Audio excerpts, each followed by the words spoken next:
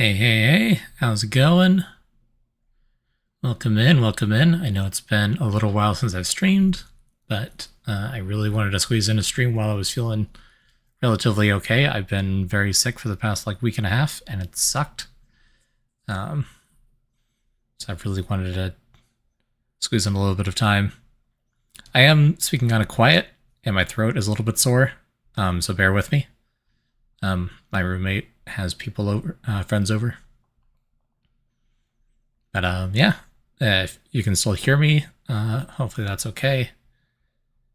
I'll try to whisper loudly, basically. We'll see how it goes. But yeah, welcome in Yahazu, Lowell, and Rulin. Hope y'all are doing well. Crystal clear, excellent.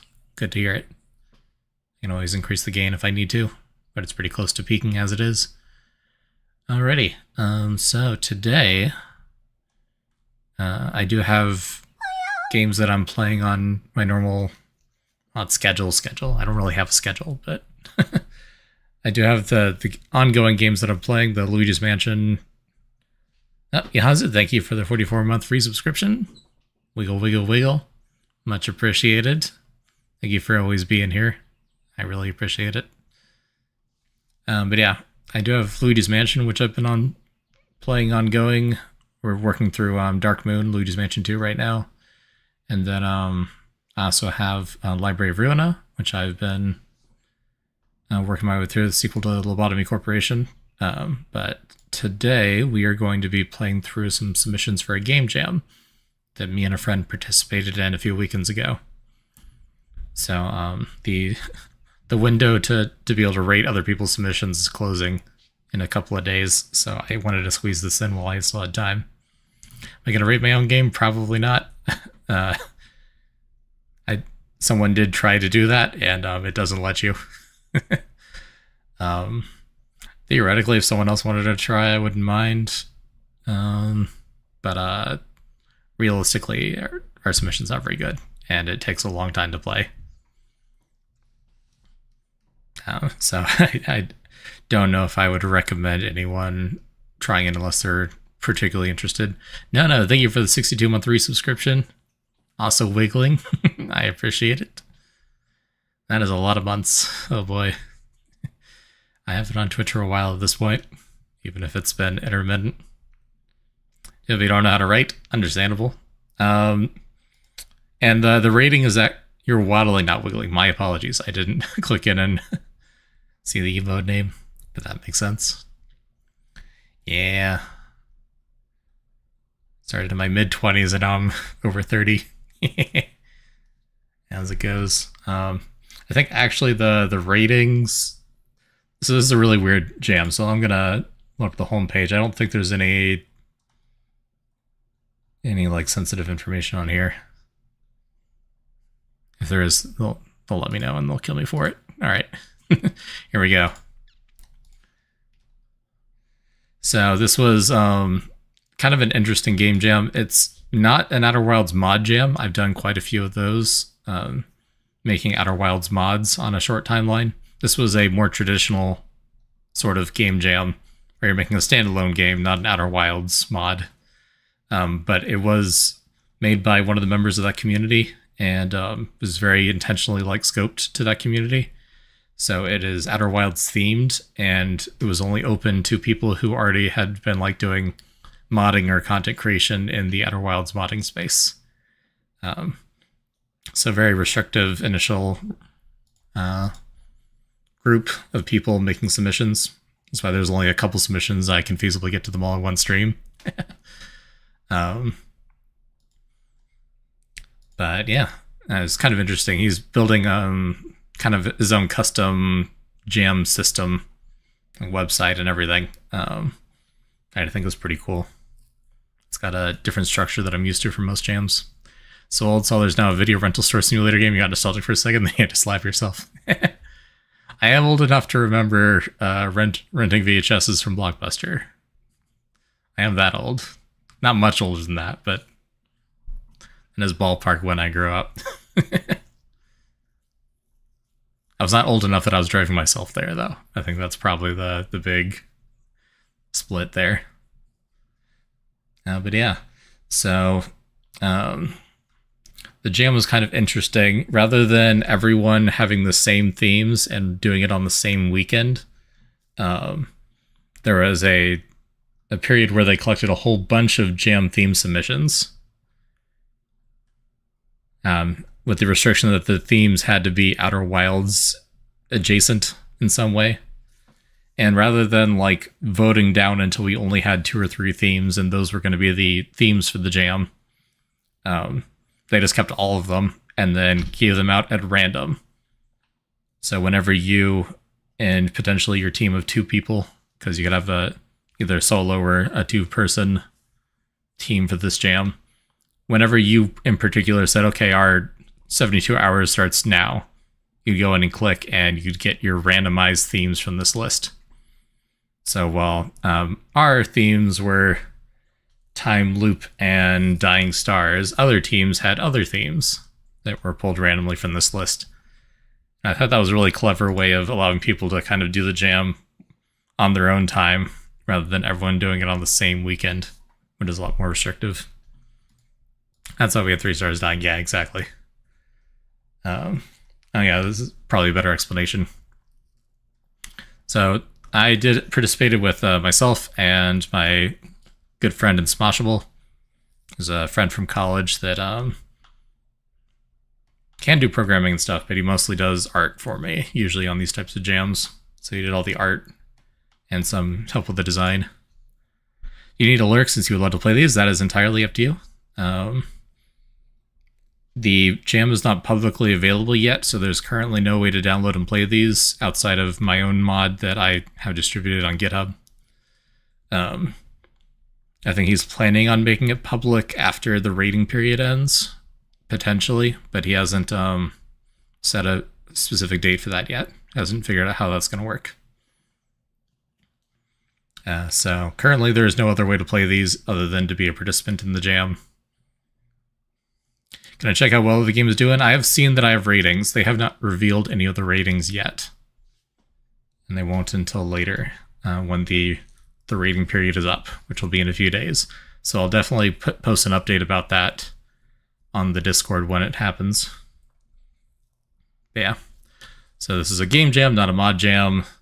There are no centralized judges. It's just everyone who participates in the jam can vote on all of the other submissions. You, for one, think my game is good. I appreciate it. We watched one of the other jam authors participate in the Discord and play our mod, and he did not like it very much at all. Satisfied with your craft the jam, do you plan on tweaking it? I will probably never touch this project again. I'm not going to lie. I think there's some stuff, some good ideas, and certainly some art that we could salvage for other projects, but I generally have an opinion, an outlook on jams of whatever we submitted, that's what it is. Like if there's some really critical like quality of life features that need to be added for people to be able to play it, or like translations in other languages, then I'll add those after the fact. But generally, whatever I submitted for the jam, I want that to be the definitive version. I want that to be a snapshot of what we're able to do within that time frame. So I generally don't go and revisit jam submissions. I prefer to just take those learnings and carry them over into new projects. That's just my personal philosophy on jams.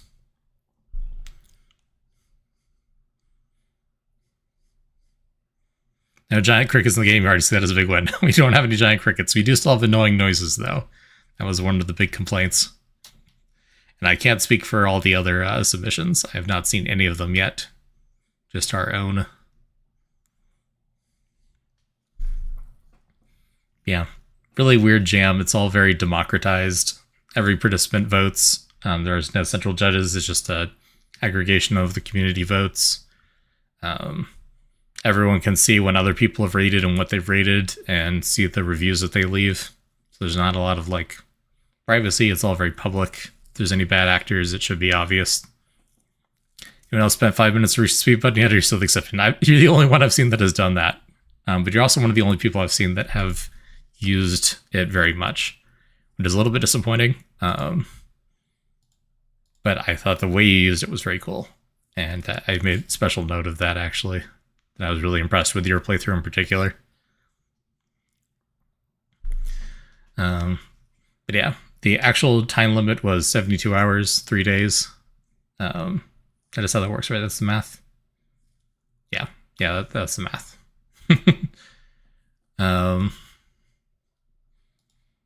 But you could start at any point during the period. So there's like 4 weeks or something like that, 3 weeks when anyone could step in and do it. Not to use it to slow down reading stuff. Yeah, exactly. Some people did it and would do that, but most people did not. And then you get random themes. So you can see some of the themes they submitted. Someone submitted the Lobotomy Corporation taglines: "Build the future, face the fear." I thought it would have been funny if we got those. Newton's shell theorem, low solar orbit, communication without language, uncovering the past. There are a lot of like good like generic ones in here. Visual novel. That one doesn't really fit Outer Wilds, but I thought it very funny that we ended up with 2 like very Outer Wildsy themes. So here's the list of submissions. Last time we've been there twice because there was no filtering of duplicates. Or if there was, it wasn't set up quite right. So people could submit duplicates and they would just be in there twice. I don't know if that ended up factoring in or not. Reading all the text in Outer Wilds does take a while. It does. It is a lot of reading. Theories don't get out the same theme twice? Yeah, probably. The way it worked actually is that you would get 3 themes and you could pick one to drop. So unless there are 3 of the same theme, you generally could pick at least 2.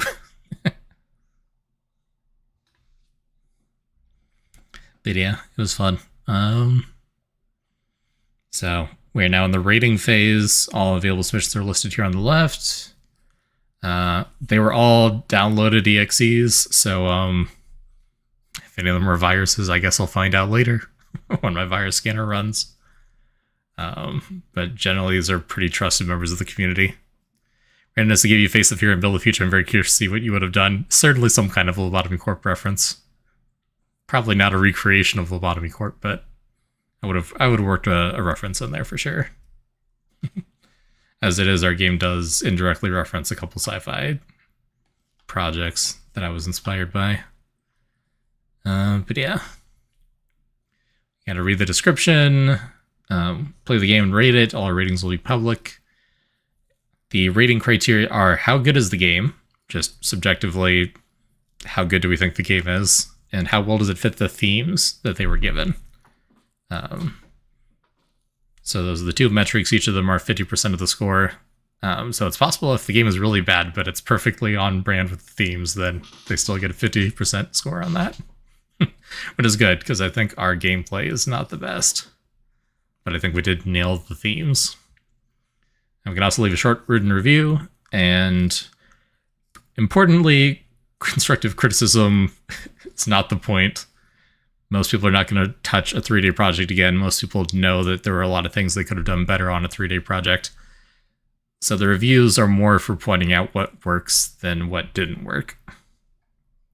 What you liked about it.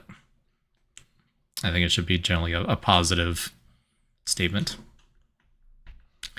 So yeah. So that's the explanation of the project. Let's get into it. So I think these are in like submission order. I'm not sure. But I'm going to do them in alphabetical order because that's how the downloaded zip files are. So give me a moment. Hopefully none of these are just going to immediately jump to full screen. That would be annoying.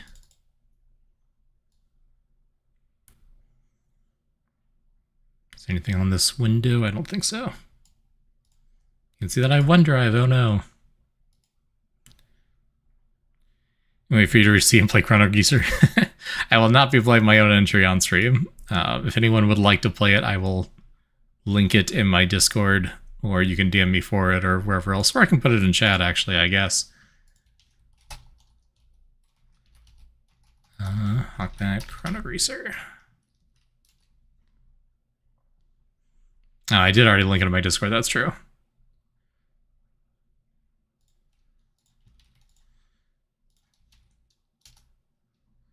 So, and if anyone wants it, there's the link.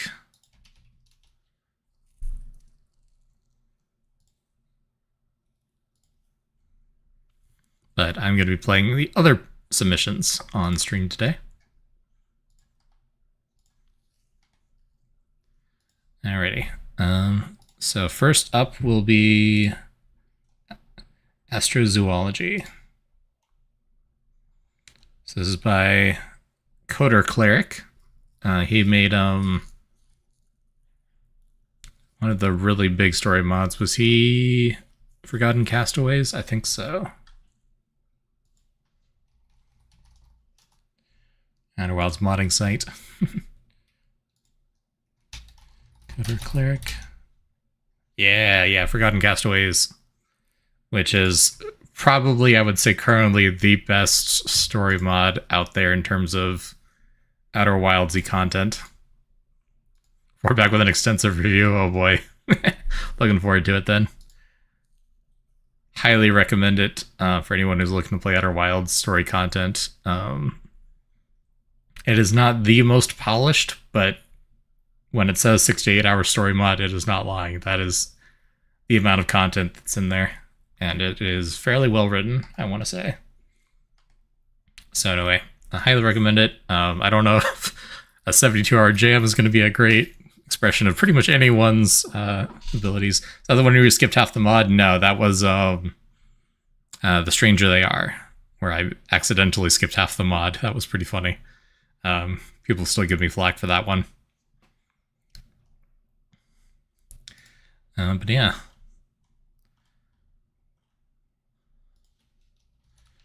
Let's see, are they 7.8 out of 10? Too much grease. Excellent.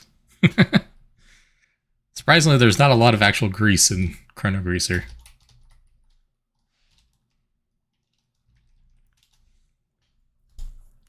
Alright, so astrozoology.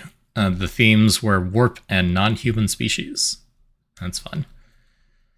Help a researcher discover new species in exotic new worlds. Perform experiments and observe alien species in their natural habitat. But be careful, not every species will respond well to every test. Some may even be able to force you to retreat if you provoke them. Try to gather as much data on anything you can find before you return home. This game has no save system, so make sure not to close until you're done. Close button is the X in the lower left corner of the screen. Okay. They need to make things idiot-proof because you can and will brute force the wrong puzzle given the opportunity. Yeah. That one was not hard to brute force either, I didn't think. I wasn't trying to skip anything. I thought you were just supposed to just experiment until you figured it out. Alright, here we go. Yep, and it full screened on the wrong monitor. Is there any way to fix that? Shit, okay.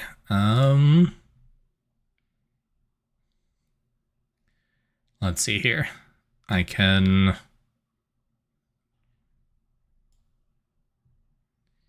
Yeah.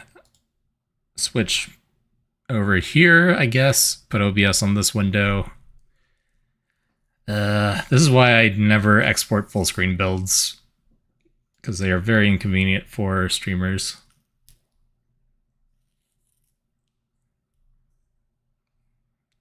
If I do Alt-Enter, does it on full screen? No. Now it's just locked to full screen. Okay, cool. Thank you, Godot. This is made in the Godot engine, I'm pretty sure. Game capture then.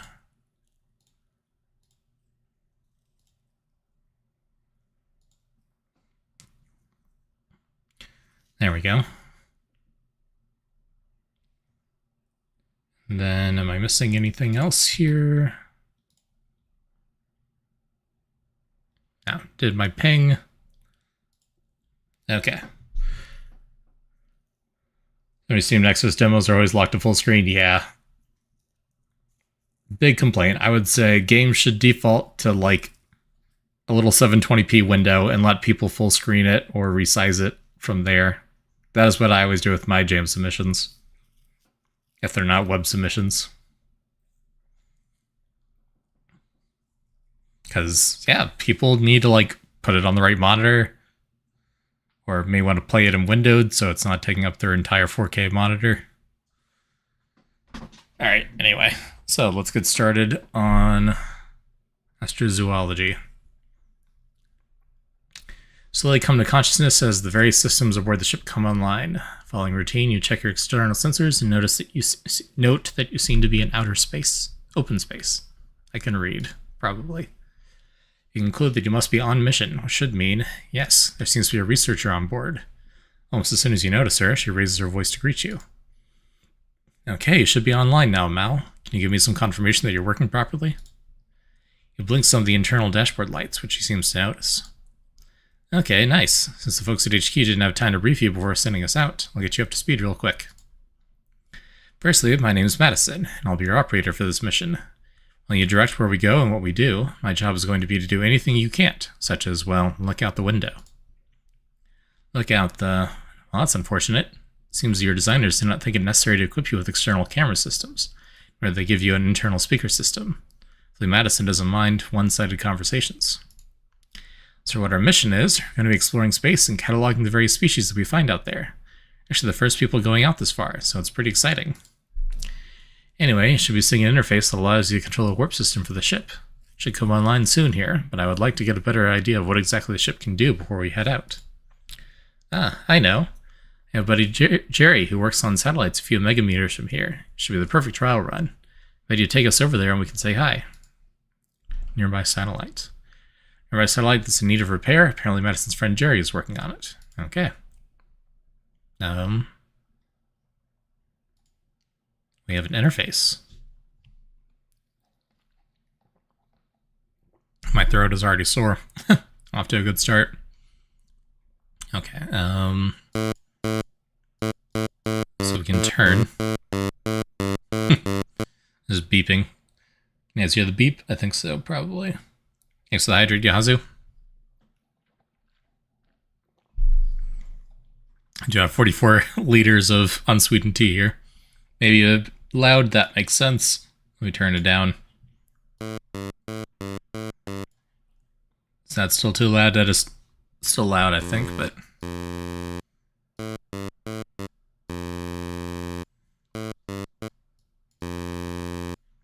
Yeah. Better at least, yeah. Let me turn it down a little bit further.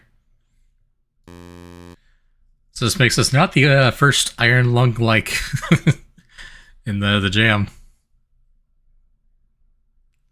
Not a big fan of very old school noise like that, which isn't helping. Yeah, that can be very grating.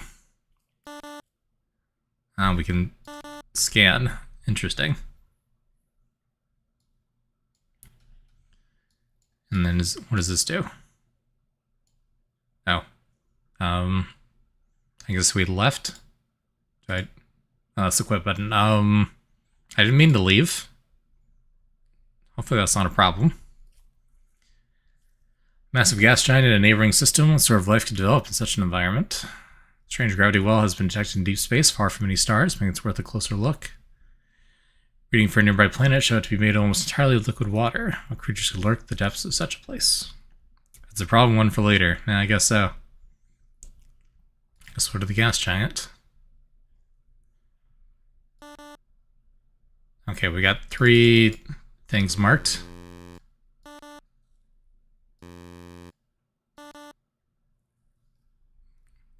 Yeah, okay, this is already, I'm already getting deja vu from our submission. Alright, so I think we arrived at the thing we scanned it. Gambling among the clouds, you come to the approximate location of the life sign you scanned. Initial readings indicate the life form is a group of microscopic organisms drifting through the clouds. Not the most interesting form of life, but life nonetheless. We have tools. A bit closer, but still a good distance away. Okay, so these control our distance. Move a greater distance away. Is this observe? Can't see them now, they're microscopic. That's fair. I can't hear anything but air around the ship. Wait several minutes observing the creatures the entire time. For about 5 minutes, the number of individual organisms in the group has grown approximately 26.89%. Oh, they're reproducing. So we can look, we can hear, we can wait. What does this one do? Seems like the organisms are feeding off various compounds found in this layer of clouds. Okay, I don't know what that does, but we did that. Scan. If they're any lower, those compounds are drifting above them and they'd starve. And higher in the harsher conditions of the upper atmosphere would kill them. Guess they're at just the right elevation. Okay, so they're at just the right cloud layer. So I guess if we get closer, a bit closer, still a good distance away. You move very close. Now we can do these two. These just lit up. Do a closer scan of the organisms. They have a number of organelles within them that are unfamiliar to you. The implications of this for life on other planets could be very interesting. Oh, cool. Unusual biology. Justly suck a few of the organisms into the sample tube. Seem to keep away from the glass of the tube, apparently avoiding the solid surface. Okay. We have samples. I don't know if that's a problem. But we've done all the scans, so I guess we are done here.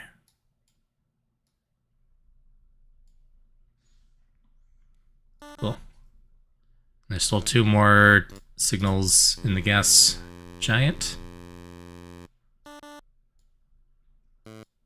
Almost there. There we go.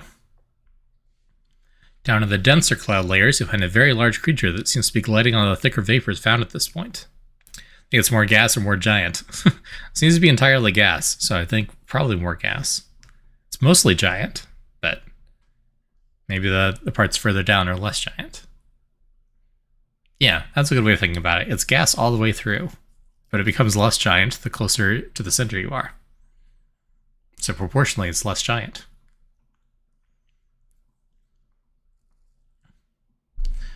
In the denser cloud layers, find a very large creature that seems to be gliding on the thicker vapors found at this point. Oh wow, that's incredible. I think that something as beautiful as that is so close to home is kind of mind-boggling.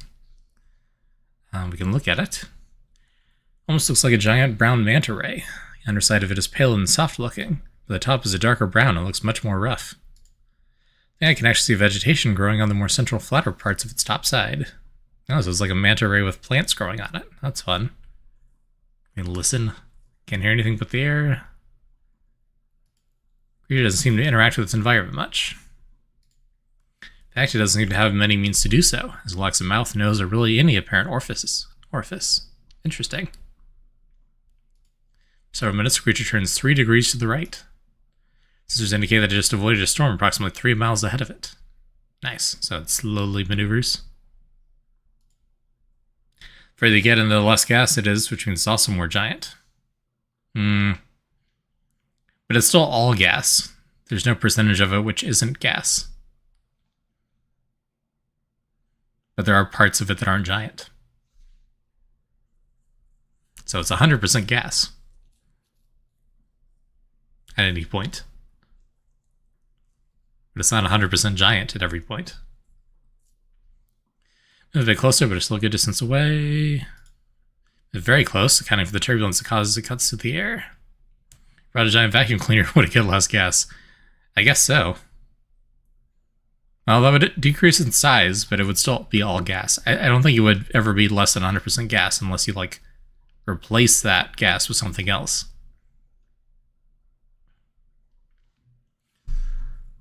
Now we can scan it. Scanning the creature, you know that its organs seem to be largely concentrated towards the upper surface of its body. It seems to have a number of stomachs that pull nutrients from the bottom layers of the environment on its back. That's fun. It's in a symbiotic relationship with the plants. Maneuvering carefully, you're able to get the sample syringe into the creature's soft underbelly, extracting some blood. The sample tube was filled super fast. They must have a very strong heart.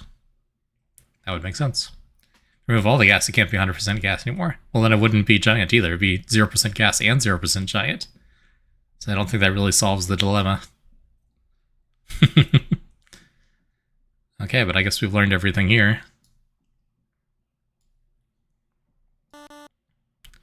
There's one more over there.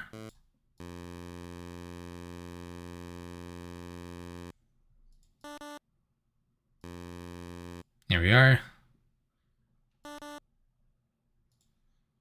Yeah, for cloud layers where the air is thin, you find a round creature floating about lazily. A round creature. Can't make it out super well from this distance, but it's very round, almost a perfect sphere. That's weird. Can't hear anything but the air. Creature does very little to its environment, seemingly content to drift along. At one point, it gets near a spot of toxic vapor and releases a pink puff of gas to move itself away. So it's got gas maneuvering. Very cool.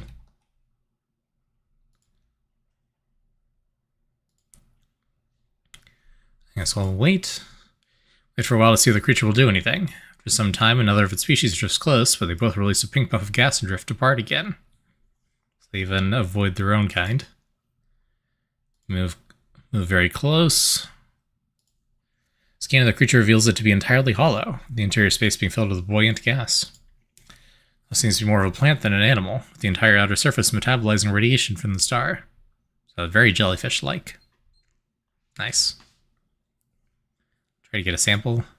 Look with a sample syringe and it pops in a cloud of pink gas. Probably wasn't the best idea, Mal. I guess the data we got will have to do. I guess we killed it. That makes sense. We popped the balloon. Well, in my defense, I didn't know it was going to pop. It seems reasonable that it would, in retrospect. I didn't mean to. Oops. There's others of its kind, it's fine. It was more plant anyway. Strange gravity well. It's in deep space far from many stars. It's worth a closer look. So there's just one right now? Okay.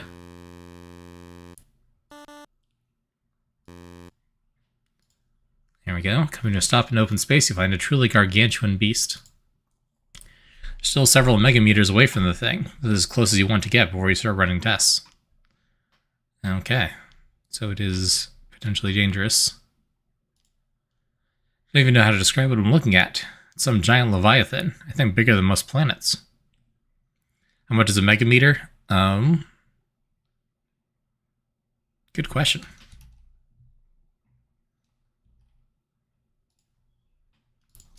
Megameter. It's 1 million meters, or 1,000 kilometers. That's pretty big. Excuse me. One side of it is lighter than the other. I can see some dots orbiting it. Interesting. Can't hear anything, we're in space. Well, I'm just being thorough. Dad, you or Madison have the lifespan to see this thing properly interact with its environment. Yeah, too, you would guess that it drifts through space, capturing astral bodies in its orbit. All the things around it seem to be orbiting in the same direction. Maybe it feeds on their motion somehow? Observe the creature for some time. Eventually it turns. One of the things orbiting it is torn apart by tidal forces. Yeah, that's terrifying. Getting closer. A bit closer, but still a good distance away. The pull of gravity from the creature is quite significant. I think it's hinting that I shouldn't get in close. We'll back away. A greater distance away. Gravity is much more tolerable here. Okay, we will not suicide plunge into the thing that kills things that are orbiting it. But if you got closer, though, we'd probably die, I would guess. Okay, that's it for this sector. Water World and Jungle World. For a nearby planet, show it to be made almost entirely of liquid water. Creatures could lurk the depths of such a place. Oh, we got 4 signals. Let's go to the depths.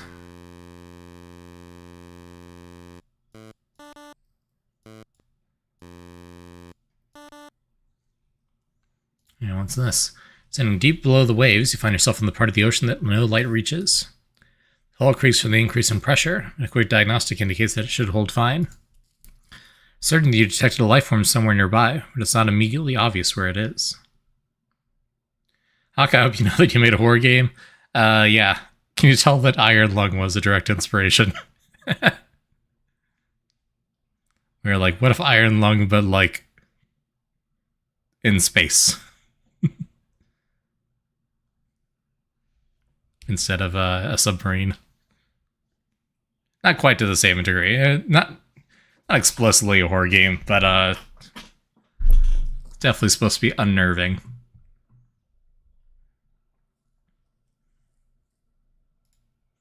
Don't really see much, except there's a little dot of light over there near where we got the reading. Maybe it's the life form. Like an anglerfish, maybe? Can we hear anything? Can't hear anything but the creaking of the hull. Fair enough.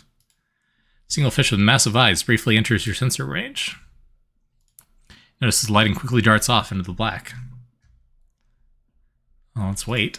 Despite waiting several minutes, nothing of note happens. In fact, nothing at all seems to happen. Light simply hangs there, suspended in the dark, unmoving. We get closer. Can we see anything differently now? Actually, I didn't think to check. Get a bit of a better look at that light now. It seems pretty small. It doesn't seem to be moving. It might be pulsing slightly. Okay, I had not taken into account that we might get different scans at the medium distance. I need to keep that in. Keep thinking about that. Whoops. For some reason, I have an urge to get a closer look. That doesn't sound good. Can't hear anything. Single fish with massive eyes, so that one didn't change. Waiting did nothing. Okay, we'll try getting in closer. What's the worst that could happen? Move very close. Take a sample. Attempt to poke the light with a sample syringe, but it twitches away as soon as you touch the surface. Feel the tip of the syringe brush against something attached to the top of the light, almost like a thin limb. Yeah, that's sounding very much like an anglerfish. Send it a pulse into the water, hoping to scan the orb of light in front of you. First, it doesn't reveal much, but as the scan continues, you notice a massive beast that seems to be attached to the light. Scans indicate that it has a remarkably slow metabolism and a massive mouth full of sharp teeth. Tooth seems to be connected to a joint, allowing them to rotate into and out of the mouth. Notice Madison looking at the scanner results as well. Well, I would really like to leave now. We got our scan. Let's wrap up any other tests you want to do and go. Okay, we'll back off. And we'll leave. Let's not die to the anglerfish.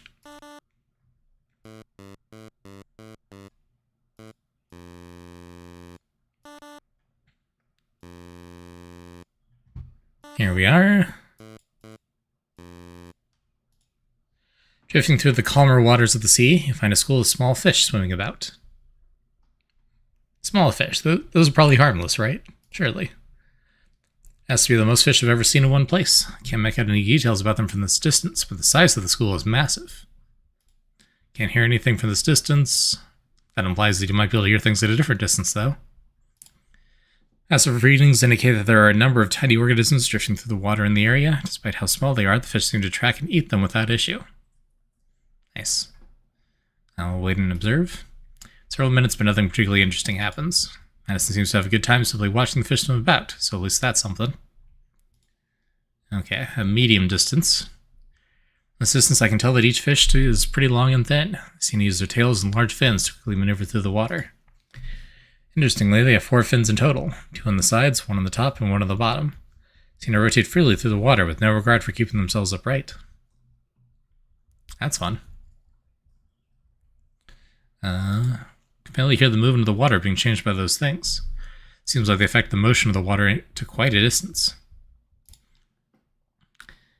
Passive readings are the same. Waiting changes nothing. Okay, we're getting close. We're very close. The fish swim around you seamlessly, despite your cloaking. That's unusual. They don't seem to have any eyes. I expect that for creatures in the deeper sea, but there's still plenty of light up here. Fronts seem to be covered in tiny dots, almost like those on the noses of sharks. Oh, that's fun. So they have some kind of passive sonar effect. You almost hear a faint buzzing coming from the hull. There's a slight ambient charge in the area. I wonder if the fish are causing it. Yeah, that tracks. I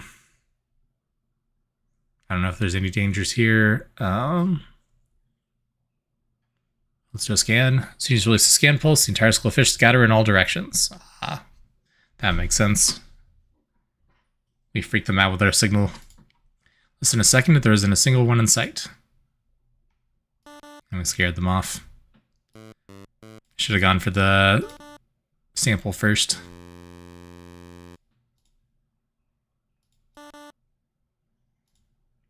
Life through the more shallow waters of the planet, coming to stop near the life form that you detected. It appears to be inanimate, but your sensors indicate that it is very much alive. Ah. Scanning around, it becomes clear these creatures stretch out for miles in all directions. So these are home to a bunch of species. You can see a ton of different small fish swimming among the stalks. So they're like a coral reef. Of course, several minutes, the organism works itself into a completely different structure than the one it had before. According to this readout, it's about half a foot further from us than it was before. So it is moving slowly. Can't hear anything but the water. Hard to get a good look at it from this far away, but it almost seems like a bunch of coral. Okay, that's pretty much what I was thinking. Moving a bit closer. See it okay from this distance. It doesn't seem like it's going to move or anything like that. Can't hear anything. Moving closer again. Very close. Wow, that's really pretty, actually. It seems like the structure of it is made of a bunch of tiny organisms, almost like little snails. Keep rearranging, though, swimming around each other to change the structure. It's a weird sort of fizzing noise now that we're this close. Maybe the creatures making up the structure use gas to repel themselves. Able to use a sample syringe to suck up some of the individual creatures that make up the structure. Immediately start making similar structures in the sample tube. That's cute. And an active scan. Still love me if I was like a little snail on that thing. Yeah, I would. It'd be cute. Excuse me. Deeper scan reveals that much of the internal structure of this organism is actually hollow. Nutrient-rich water seems to flow quickly in these hollow spaces. Nice. We'll back out and leave. Last one in this biome.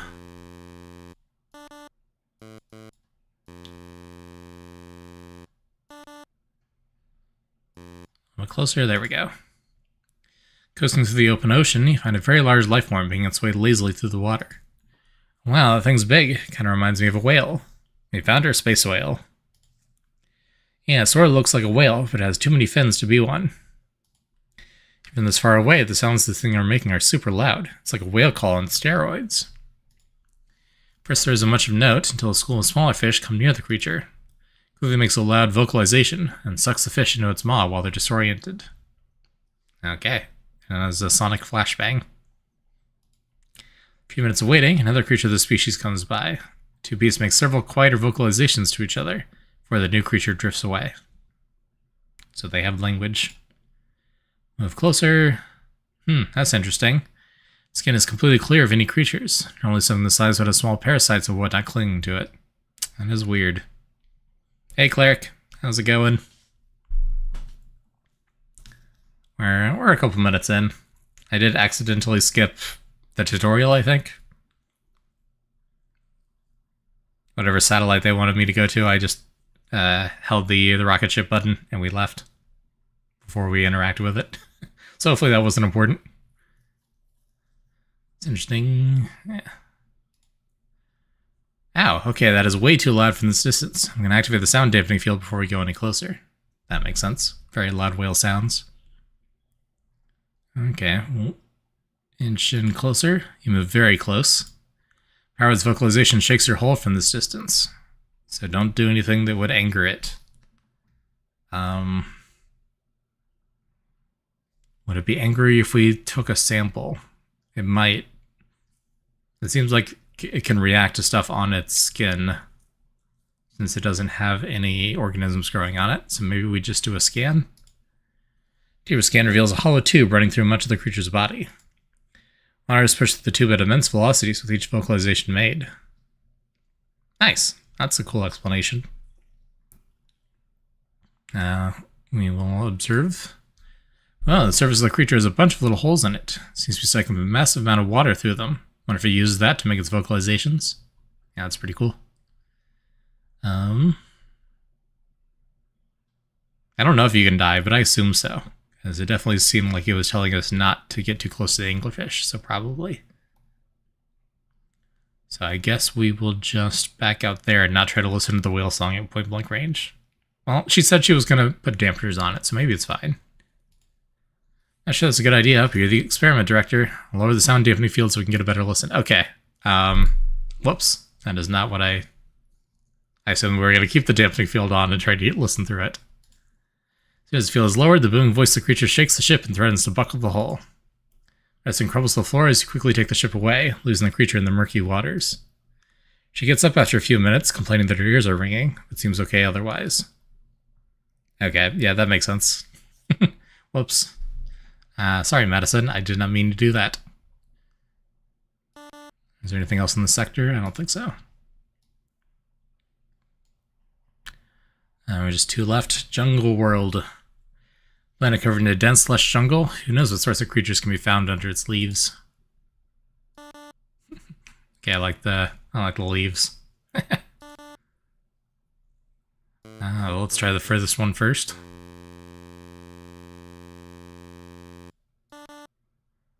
Almost there.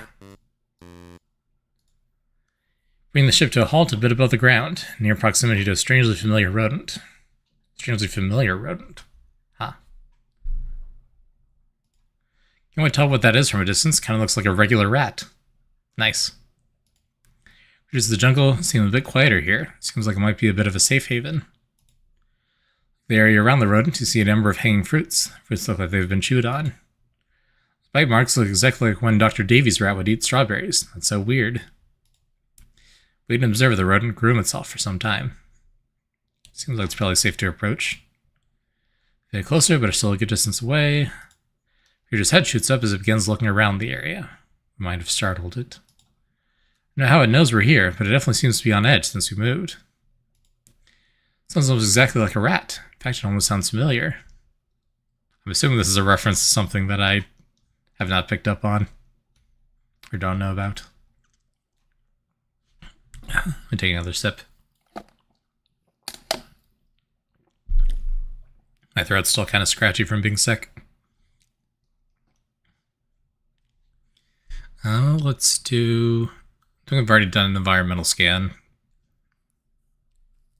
If we wait again, wait and observe the rodent. While it calms down, lays down, and begins to sleep. So this calms down. I think they should be safe to move again. Okay. So that was the right play. We wait for it to no longer be on edge, and then approach. We're even closer. The rodent doesn't stir. Wait a second, I know that rat. That's Dr. Davy's rat. His name is Pink Nose. So that is that's someone's specific pet rat. Little snore is just so cute. So true. Do a scan. Run a closer scan on the rodent, hoping to figure out what exactly it is. Its biology is identical to that of a terrestrial rat, though it appears to have been neutered. Spaceship parts remind me of Gravatar on the Atari. Yeah, I can see that. It is very retro, especially with the 4-color gradient. That is very Atari. Now let's take a sample. Half Man Videos. Yes, I do recognize that name. Welcome in, Samster. I'm assuming. Alright, let's take a sample. Instead of extending the sample syringe, you move the robotic grabber arm of the ship towards the rodent. Slowly, come on, slowly. You don't want to spook it. Go for it now. On smooth motion, you close the grabber around the rodent, sending it into a squeaking frenzy. Quickly retract the arm into the ship and deposit the creature in Madison's waiting arms. Ah, I knew it. I'd recognize you anywhere, Pink Nose. Wow, Dr. Davy thought you'd die when you jumped into that warp drive experiment. It must have just sent you here. She's going to be so happy once we get you back to her. Looking quite proud, Madison stuffs Pink Nose into the pocket of her lab coat. The two of you continue on your way. You have acquired rat. Very cool.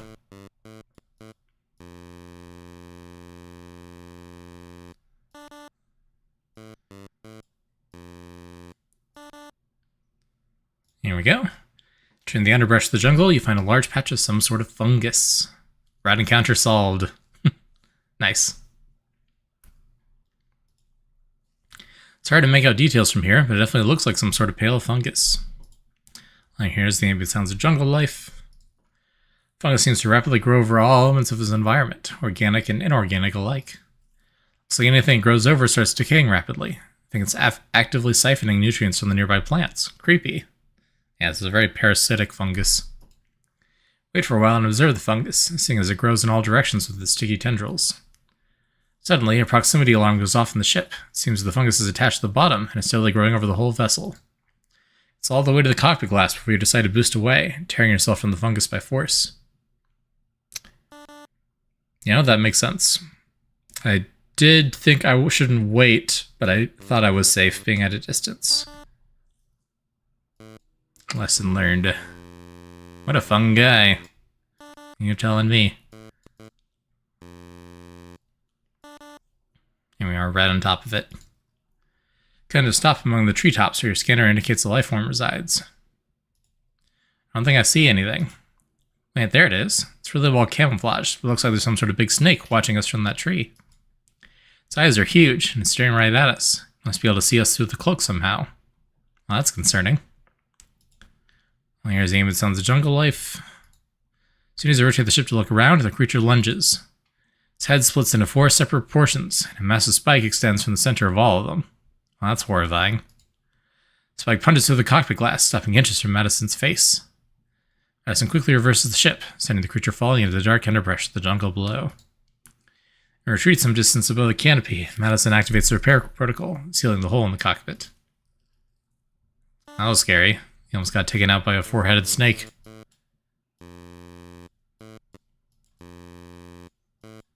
The spike mouths. All the ship near the trunk of a massive tree. There seems to be some sort of strange pod. Some sort of weird pod in the tree. It's sort of off-gray color and very round. Scanning around, you notice a number of similar growths on nearby trees. These growths seem to be almost flower-like in structure. However, and the bark surrounding them is covered in chemical burns. Well, that's weird. Try to get in a little bit closer. They're a bit closer. I'm kind of surprised just how round that thing is. It's almost like it's pressurized. Well, that doesn't sound good. It's making a faint hissing sound. Not like a snake, more like a leaky balloon. That sounds like a don't be close to it when it explodes sort of deal. Let's back away again. And wait. Wait and observe the pod for a while, but nothing seems to happen. Okay. That wasn't it, but I think... What if you got closer? I feel like it's going to explode and hurt us.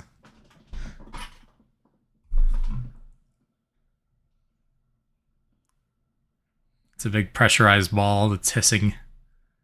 And the chemical burns on the plants nearby, which sounds like when it explodes, they release some kind of corrosive chemicals.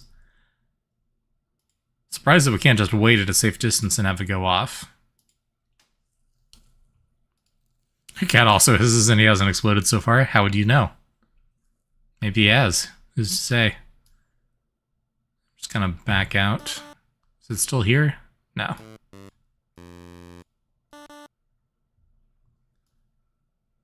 Let's stay a safe distance away. Every time you've entered warp space, you've gotten readings of something towards the back of the ship. We should stick around in warp space and see what it is. Ooh, spooky. Shaking whatever it is off your hull, you turn towards the creature that is now drifting some distance away from the ship. Unwelcome passenger or not, it's still extraterrestrial life. We should probably study it. It's hard to see it in warp space. It looks kind of like a jellyfish, like a really big jellyfish. Don't hear anything except the hum of the warp engine. That makes sense. Doesn't seem to take much interest in its environment, seemingly perfectly happy to sit there in the extreme conditions of warp space. It does occasionally try to reach for you, though, albeit with no real conviction.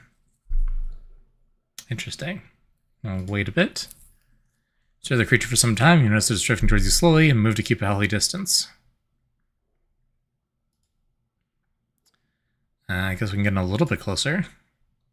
It's a bit translucent, but honestly looks more solid here than we do. They might actually be native to warp space, which could explain why we couldn't see it until now. Maybe hear something? It's hard to tell, though. It's faint. How's that thing making noise in warp space? Well, warp space is unusual. Yeah, okay, that's still the same. So the creature for some time, and it's drifting towards you slowly. Move to keep a healthy distance. What if we don't keep a healthy distance? Moving very close. The creature twitches in your proximity. Yeah, it definitely belongs here more than we do. Every now and then one of its tendrils twitches towards us before pulling back. Definitely hear it now. The creature seems to make some sort of faint buzzing sound, like static from a TV. Still don't know how I'm hearing it, though. I guess warp space is able to transmit sound. Try doing a scan. You're best to scan the creature through the warp space interference. Seems to have basic sensory organs, as well as something you have trouble identifying at first.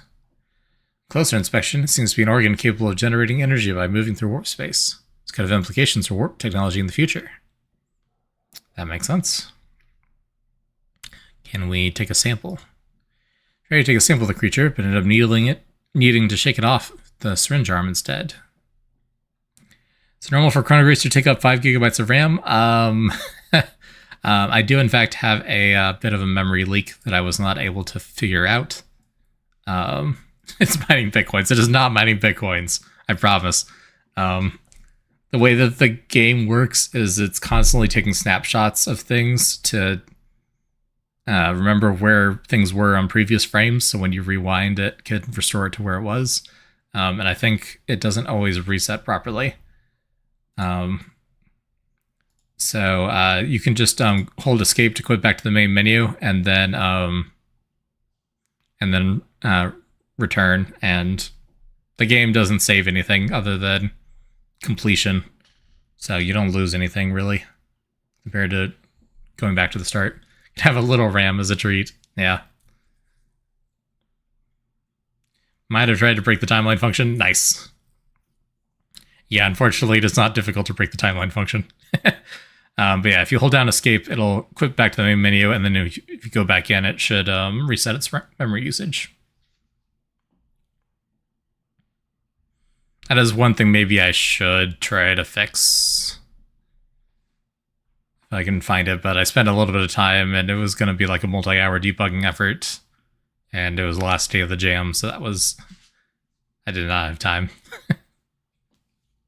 I was just happy that it mostly works for the first 2 loops. It gives a character. Yep. The memory leak. All right. Could take a sample. If we just wait. No.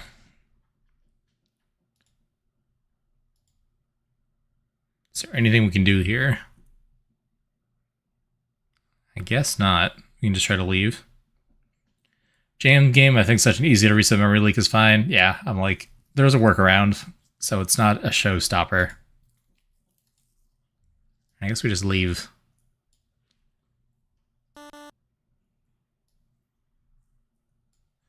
Your destination's exhausted. You and Madison return to warp and plot a course for home. You know, Mal, I think we made a pretty good team. I think we got a lot of very useful information that the scientists back home are going to be thrilled to see. Now you can't respond, but I want you to know I'm really happy to have you with me. Couldn't have done all this without you. So I want you to do a little favor. Figure that you're probably exhausted by now, so how about you go to sleep and I'll get us the rest of the way home. Don't worry, I think I can manage to not crash the ship for a few minutes at least. You are admittedly about as tired as a machine can get, so you decide to do as she suggests. Powering down your systems, you settle in for some good rest and a smooth ride home. Hey, Game Dev here. I wanted to let you know that you've hit the end of the game. Do you enjoy this little game? It's not much, but it was a lot of fun to make and let me do some speculative biology stuff. Anyway, I'm pretty tired after 3 days of almost non-stop work on this, so I'm going to leave it at that. You can exit the game with the X button in the bottom left. Again, hope you enjoyed it. By the way, you got 113 out of 170 science points. Alright, so I'm guessing that's our score. I mean, not terrible. Not terrible. We got over 100. I got over half. Cool. That was fun. I enjoyed it. I do like speculative sci-fi biology, and there is a lot of that, which is very cool.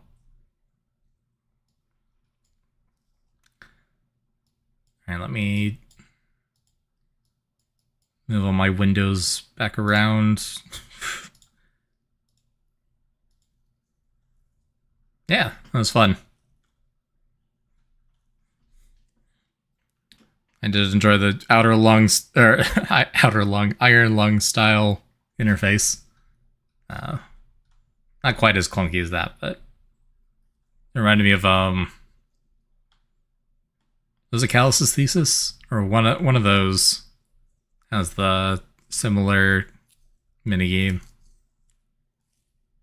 Oh, there, your visibility is obviously much more limited, but the same go forward, turn left, turn right controls.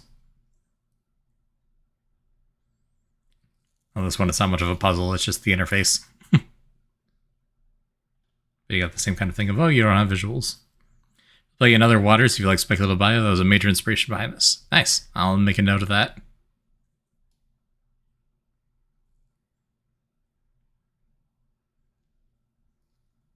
is something that I feel like a lot of sci-fi writers are kind of lazy about because it's not their particular interest. So I'm always happy to see some compelling speculative biology. And the title was Astrozoology. I would say that very much matches. All right, is it this one? No. Is it this one? There we go. Back to the website. All right, so the themes were warp and non-human species. Well, there were definitely a lot of non-human species, so knocked that one out of the park for sure. We did do a lot of warping around, that is true. And the final interaction was with a warp creature. I'd say definitely nails the themes. I mean, yeah, it was all about non-human species. I don't know how harsh I'm going to be with the game rating. I also don't have a good sense yet for where most of them land, so maybe I'll hold off on that until I've gotten a better feel for the baseline, so I'm not just giving everyone 5 stars or 4 stars or whatever. I think that's probably reasonable. So I'll circle back to that, but generally I thought that was pretty well done. Not too much clunkiness. Definitely played well. So one of them is called Marshmallow Corporation. Now I'm curious. Yeah, we'll get to that one.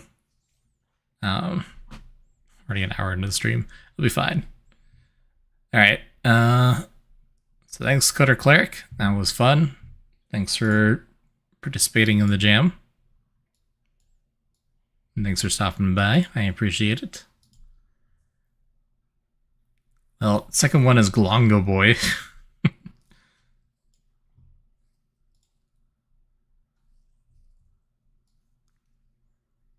We'll get there, just want to do an active presence.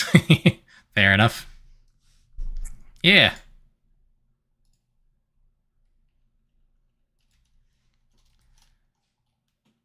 Now, some people probably don't want to be pinged, but... it's not a really good way of opting into that. So here we are.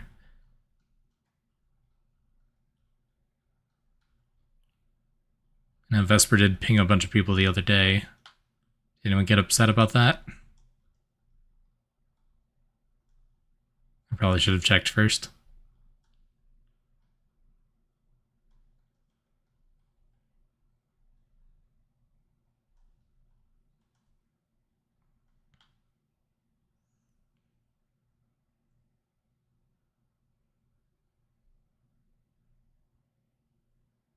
No, doesn't look like it.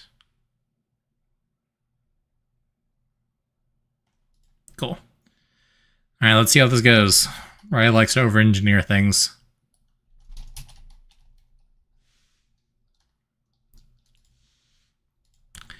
Cool. Longoboy.exe. Is this gonna full screen on my primary monitor? It does not. It is windowed. Huzzah. All right, give me a sec. Okay, I can't move the window, though. That's a little bit... oh, that's fine. All right, let me hide that. Game capture.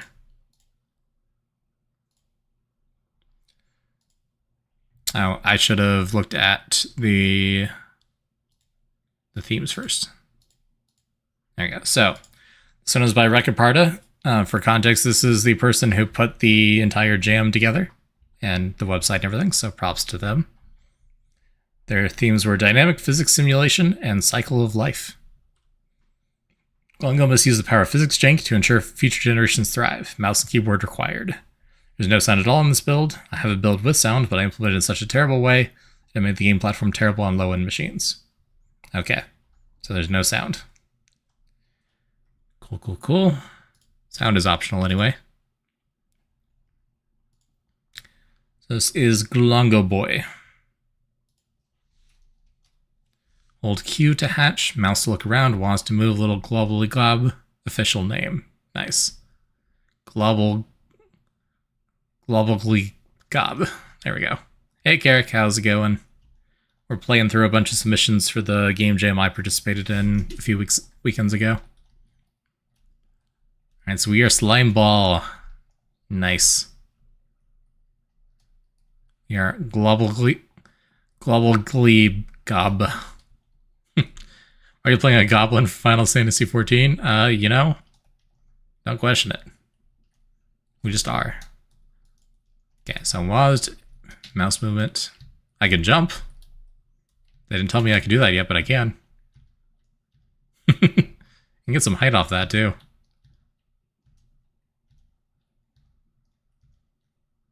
Can't tell if I can get high enough to get over the walls or not. Camera will go through things, that's okay, because I wrote about it here. Alright. Fair enough. It is intentional, because we can't fix it. Or it's not worth it to fix it. Player goal will sometimes also go through things and get stuck. That is not okay, and you will be reported. Start to respawn if you get stuck. Okay. So we can respawn at the start of the level. We have physics. Press space to inflate and jump, sort of. You might need a bit of a running start. Okay. This is about the sense of humor I was expecting. Love to see it. Alright, tight space. Okay, I do have enough space to put through. Press E to consume succulent egg. And facing it and sometimes somewhat close to it also. Why is it still a running start if you're rolling? Good question. Yeah, we're not doing much running here. Egg. We have consumed egg.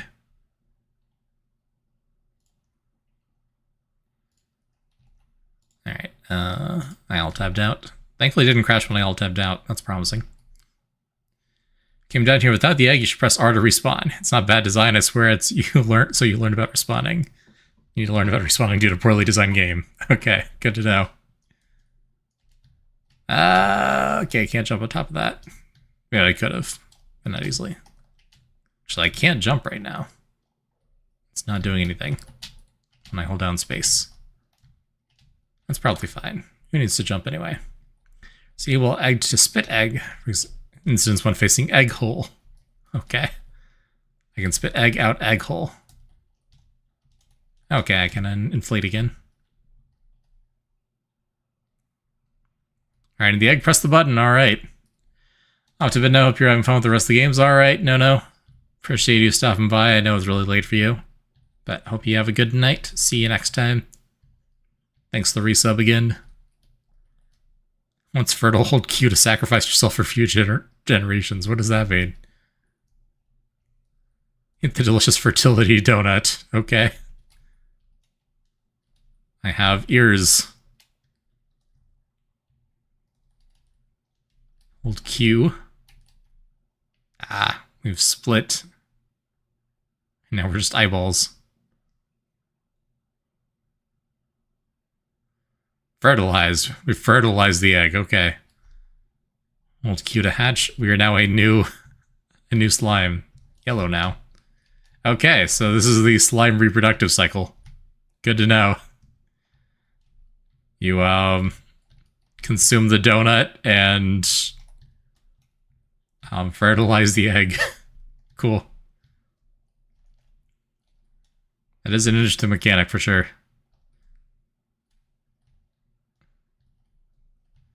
Let me fit the pipe. We can. There's a lot going on here. Okay. Is that not how it works for humans? I don't think so, but I can't speak from experience. So maybe. Who knows? And that grate is closed off. I get up here. Just barely. That looks like a pit of death.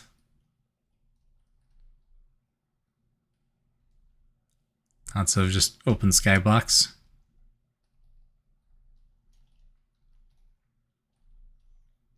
Can we squeeze along this wall? Easily. Reset contraption. Okay, well, it's already reset, I think. So we haven't touched it. This is, oh, it's glass. There is a donut down there. That's probably important for something. Are these eggs? These are eggs. We have acquired egg. Spawn weighted ball thing.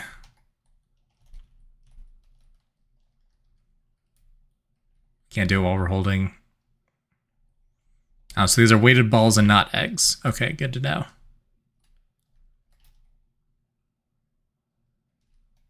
So what do we want to do with these then? Oh, I am stuck. I am squished. That makes sense. Too much mass to squeeze in and still be able to roll. Okay, so what is this? We can reset it, but there's no button to interact with it, so I'm guessing we have to put something in it. Okay, so it's a pendulum.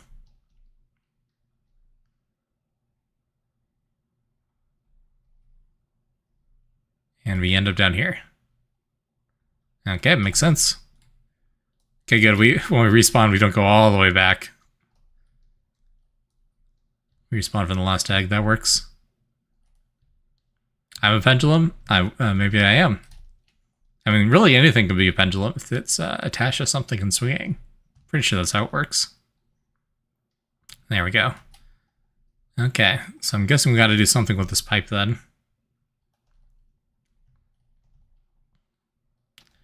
Do we just have to fill it up so we can roll across it, or do we have to like weigh it down? I need to understand the physics going on here.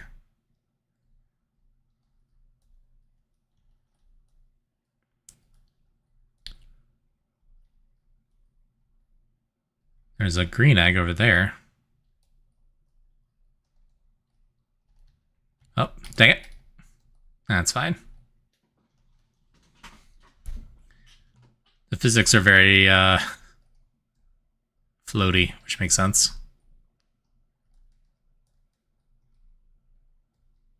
Glooby soft body. You spout the ball in the pendulum, does it still move? I would assume so. So that's probably what we try next. So what happens if we put these in there?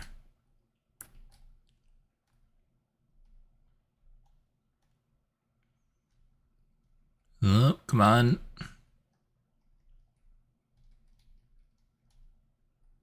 Put that in there, does it roll? It tilts, and it probably deposits the ball in the pit down there. And now it's over there.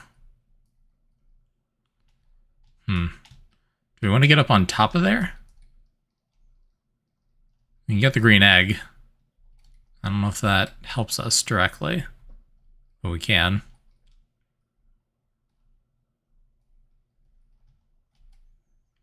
Ooh, can we squeeze down there and get to the donut now? Maybe not if we get stuck on this. Only take one ball, yeah. One ball at a time.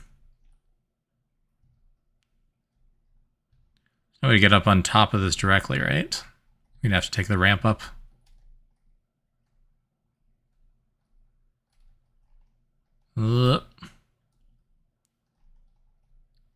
Pick up a lot of speed, which is not necessarily a good thing. That's the pipe we came from. Immediately inflate inside the tube. Does it still block you? Oh, that's a good question. That I don't know. Can we, like... Oh.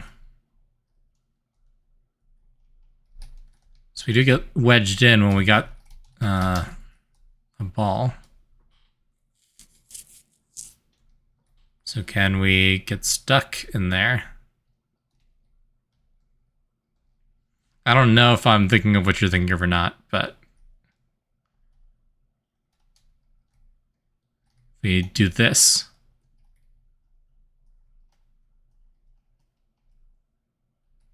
Oh. I think I glitched it out. That was probably not the intended solution. I think I broke it. I do think indeed I broke it. I think you are correct.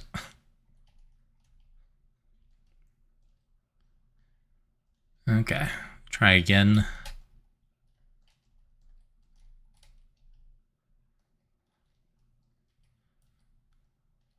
Get that ball out of there. But you let the ball slide and you inflate to not fall down with it so you can exit at the top. Yeah, makes sense.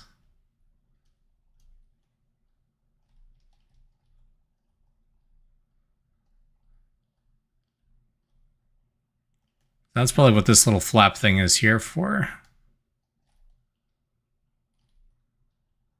The timing might be a little tight.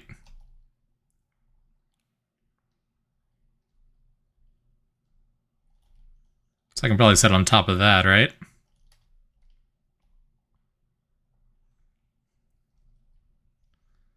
Slide the ball in and sit up there. Yeah.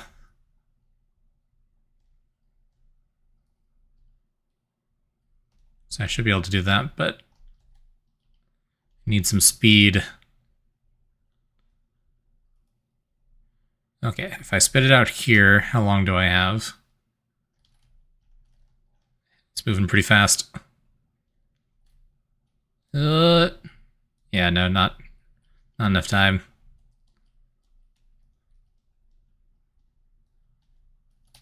Okay. However, maybe if I do that from up here.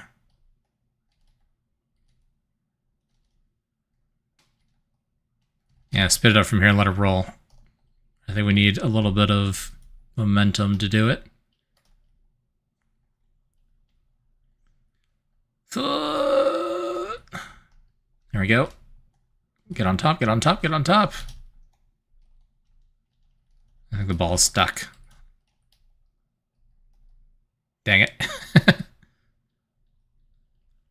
Momentum? What about dadentum? Good question.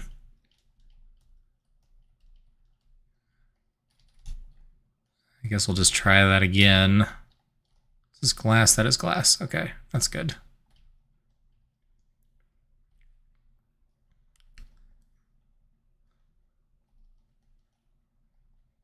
Certainly is a dynamic physics simulation about the cycle of life. I'd say the themes are checking out so far. Now it just keeps getting stuck against the wall.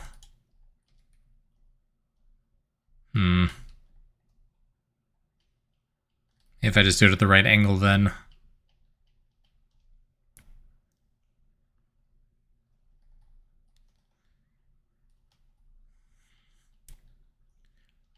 I get up here and then I spit it that way. Nope. Not like that.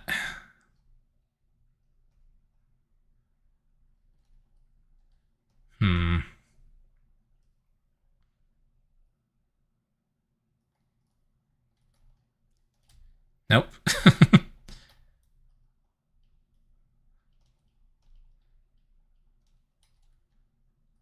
Need a lot of speed to get up the ramp while holding the ball.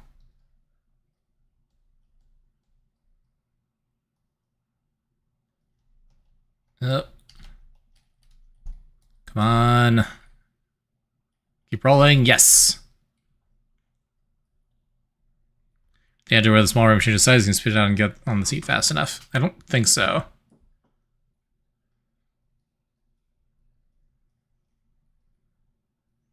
I think we got it. Maybe. That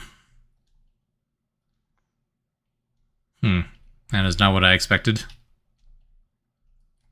So you can see there's the green egg up there now, but I figured this hole would let us drop down into it, and it does not. Okay. Now what? Is there anything else up here? No. Only the donuts you can reproduce on the grate. That makes sense. And again, split there. That does make sense. Okay, then how do I get the donut? Not like that. That's right, yeah, you can pass through grates like that. I did forget about that. Okay.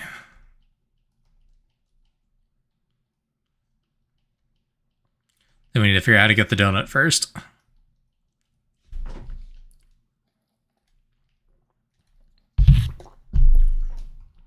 Okay.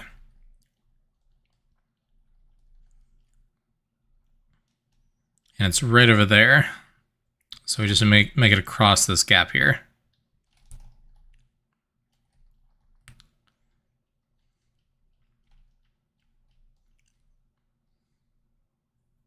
So I think we do want it flipped over, and then maybe we can write it out the other side. I don't know. So ball to stay at the exit and then to spit. Yeah, something like that. Ah, dang it.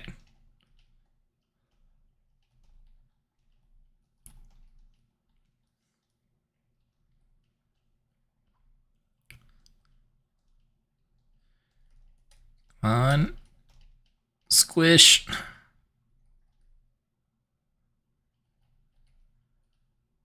You do be glooby.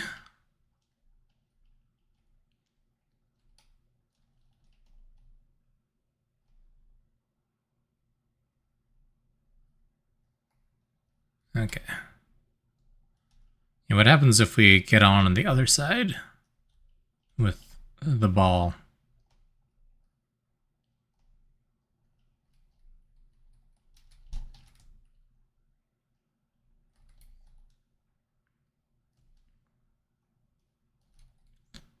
Nope, come on. There we go.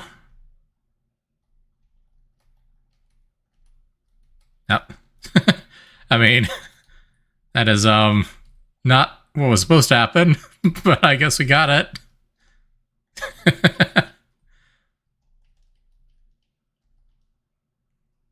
Guess that works.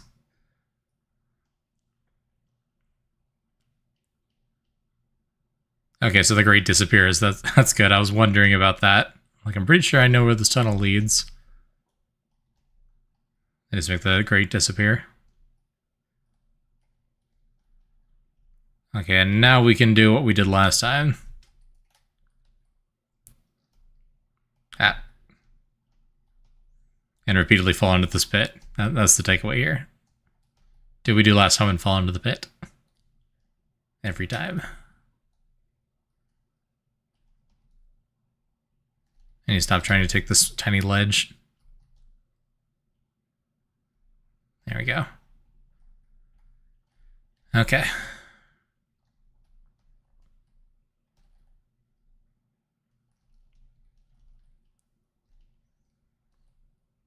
Come on.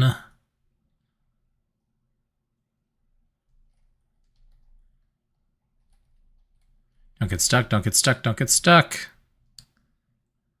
Yes, excellent.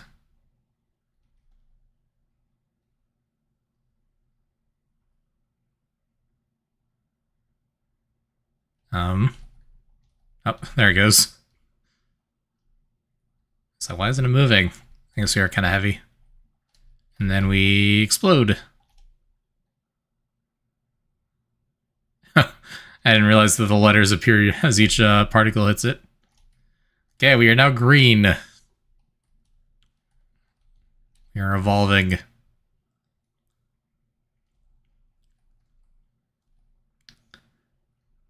lot of pipes.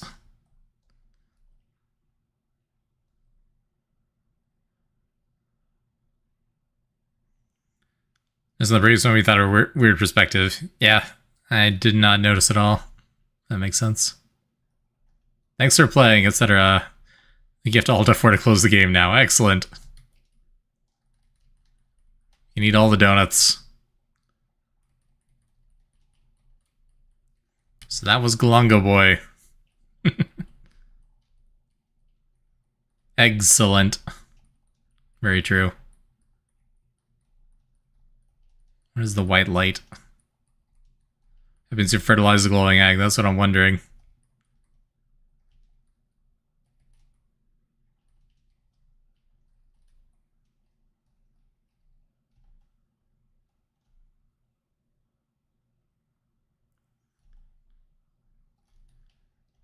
Now we're just a white slime. Okay, cool. Cool. We are the glowing slime. Come very bright. Very bright. Yeah, that was neat.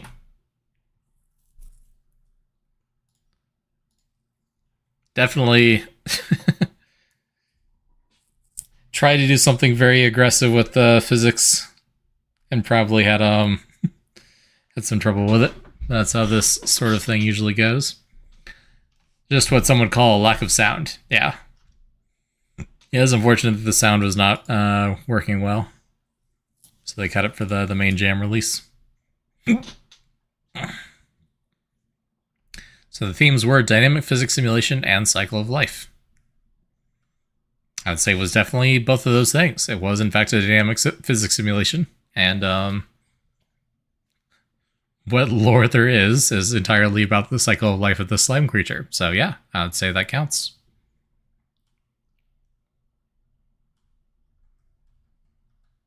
All right, cool. Also was a lot of circles. There were. That's true. Okay, let's see. What are we at? We're at an hour and a half. Let me try to get through at least half of them this stream. That should be 4 submissions today, 4 submissions tomorrow, probably.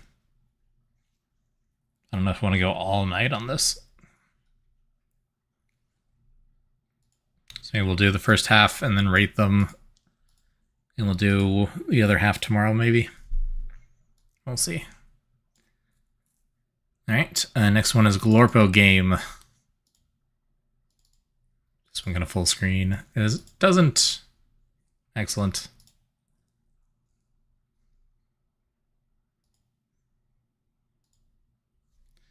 Okay. Glorpo Game by Vesper and Zen42. These are also very prolific modders in the Outer Wilds modding scene. Zen is the creator of New Horizons, which is the framework that pretty much every single mod uses to add new content to the game. And Vesper is another very prolific modder who's contributed to quite a few previous jams. So, very talented people. Their themes are Tornado and Hourglass. You're in Tornado Crater, a hilly land strewn with abandoned barns, and your truck with your trusty tripod camera and time-rewinding hourglass. Naturally, you gotta take the best destruction photo possible. Driving near a tornado will entice it to follow you. That, combined with the power to rewind time for everything but yourself and camera, means that you can set up the perfect photo of destruction, becoming a gazillionaire or something. Those are shown in game, photos are graded on destruction in frame. Zen and I are competing for the best game with the least team communication award.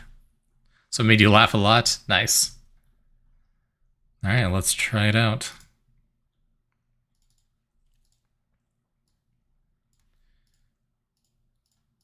Hold on, things are already happening.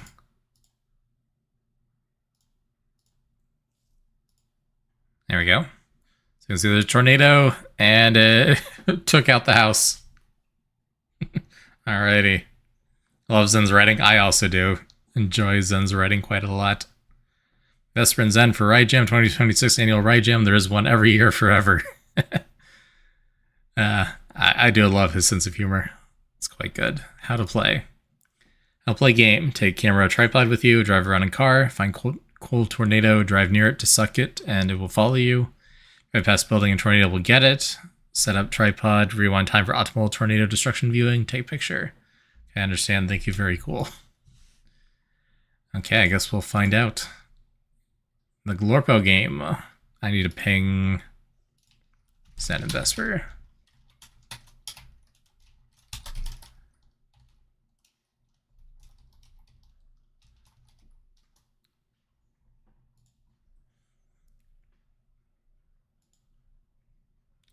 Okay. I already see the tornado.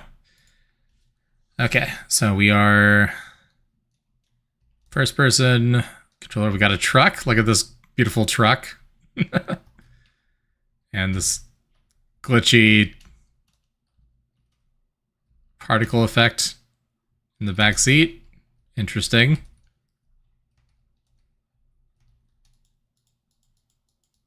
Why does my truck have a censored item? I have no idea. Doesn't seem to be interactable. Oh, but I can enter the truck. Oh. Maybe that's the time travel device or something. You can rewind time.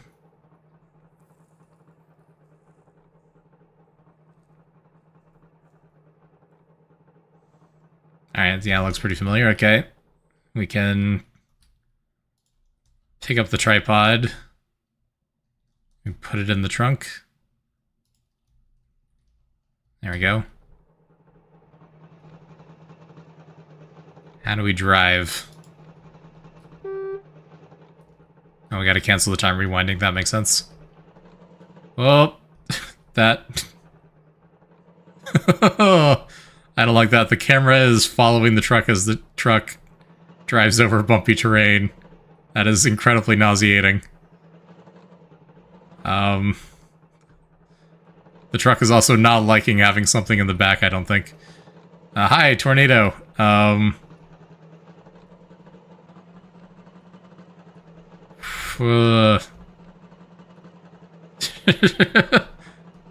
What is going on? What is this camera? Straight into the tornado? I don't think that's a good idea. Probably. Yeah, the tornado was following us at a very rapid pace. Why not? You know, we flipped. That's a problem, probably.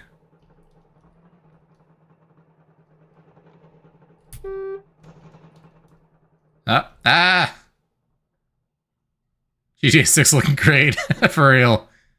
You know, that's fine. We were using that car anyway, that truck anyway. The tornado doesn't kill us. We'll take a picture. Score of 0, okay. And that resets the whole thing, got it.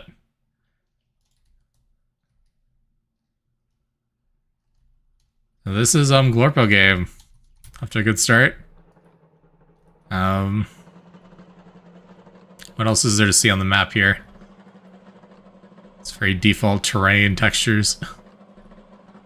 So there's a farmhouse here. I'm assuming there's nothing in the farmhouses. Yeah. Just making sure.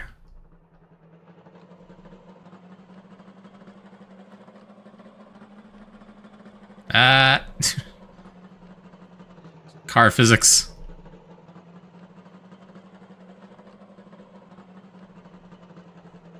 It is not liking having the tripod in the back at all. Okay, so the idea is we want to get as much destruction in the shot as possible. I wonder what the criteria is for that. We just took out this farmhouse, so theoretically, we... Nah, I didn't mean to do that.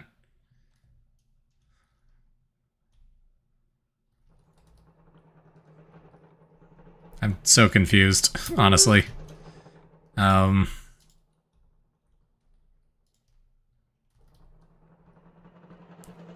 This train is awful. Car's stuck, okay. Rewind time, I guess.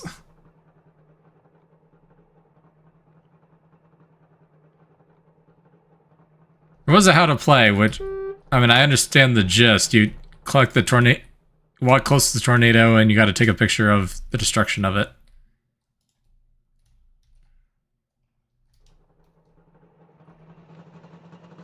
I'm having enough trouble just, like, moving the car around. Okay, so we just saw the tornado take out those buildings, so I think I want to take a picture of that.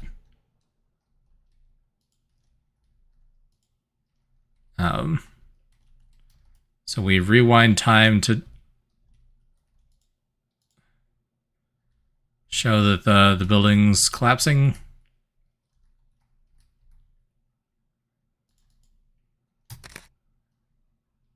Score 0. Okay, so that was not the right way to do it.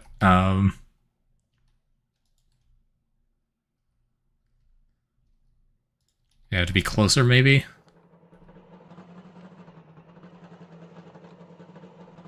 There are 2 tornadoes, I think.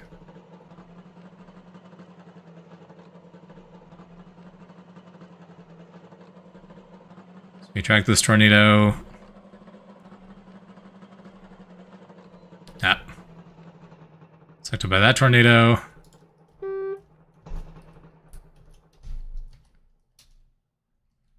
Alright, who needs a truck anyway? We can just do this on foot, it's fine. Probably.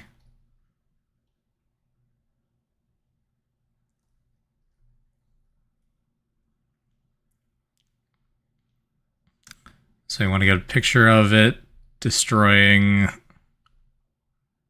the house, I think. Is it just following the truck, though? Is it not following me?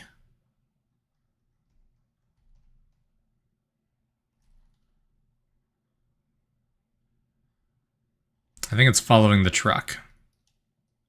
So I guess I do need the truck to control the path of the tornado. Okay.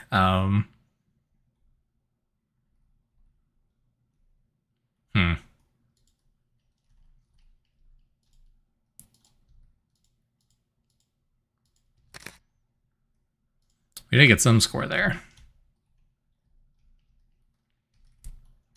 Oh, I didn't mean to do that.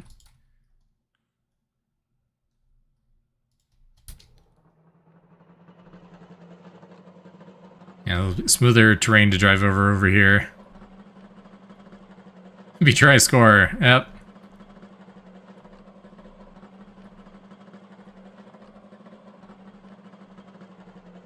Here, come on, destroy this house over here.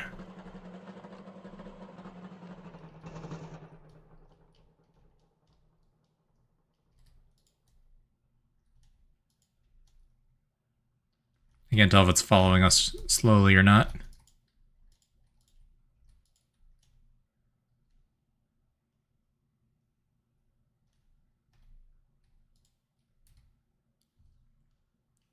So it looks like it's getting closer. You hope it was fun to watch. Thanks for streaming. No, thanks for stopping by, Cleric. Appreciate it. Have a good night.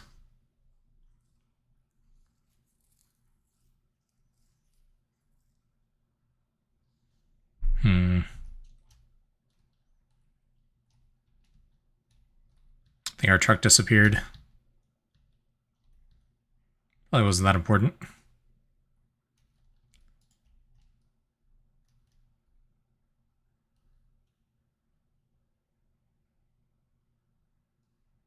Got truck napped. Hey, it sounded the tornadoes, so I don't know where it went.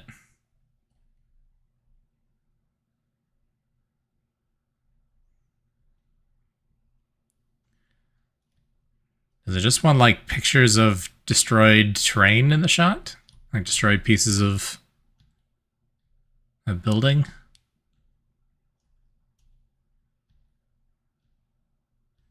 Because if so, then I would think we'd probably want to be up on the hill. So we can see as much as possible. I like the semi-realistic terrain texture and the just solid colored boxes for everything. It's great. Yeah, so like if we take this picture, it's only worth 7. Okay, never mind. That was not the right idea then. Keep accidentally taking a picture instead of doing the right thing.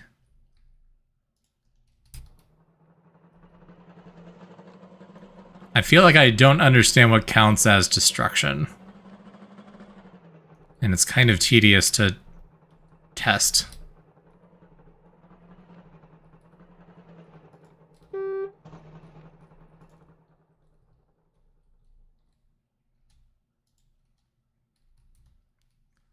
shoot. Ah! Struggle to figure out what the actual criteria for good score is. Yeah, I'm not understanding, I don't think.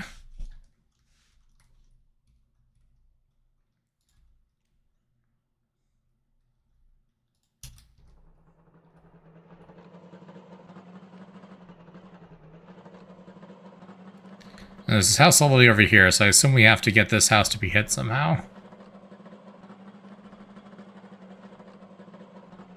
Yep. That didn't really work.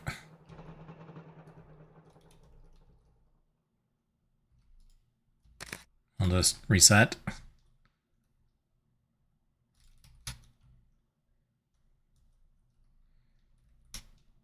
Let's see. So one of these houses just get automatically hit by the ambient tornado.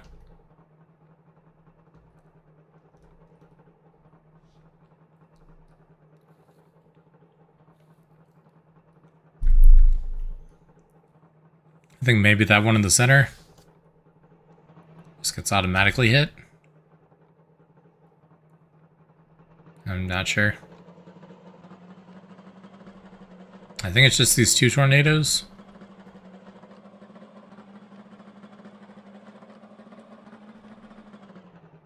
Oh, that is a little bit of a jump.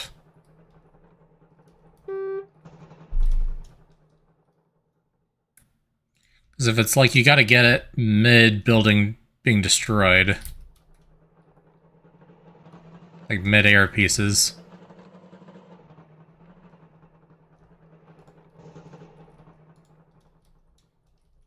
Not sure how you do that.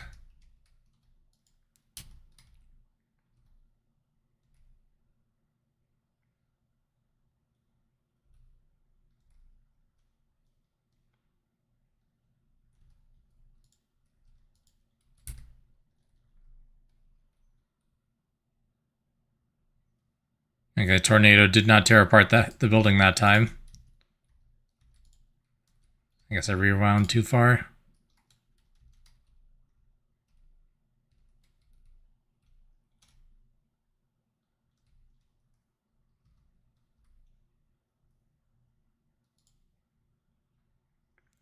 I seem to be moving slightly different in your version than mine. I think I'm just going insane. Now it's possible. Okay, I got 0 points for that.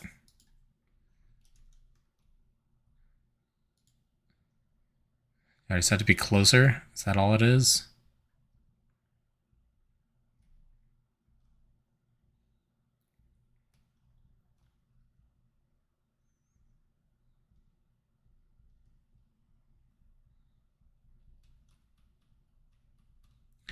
So how do I play explain what the criteria is? No, I don't think it did, but I'll double check.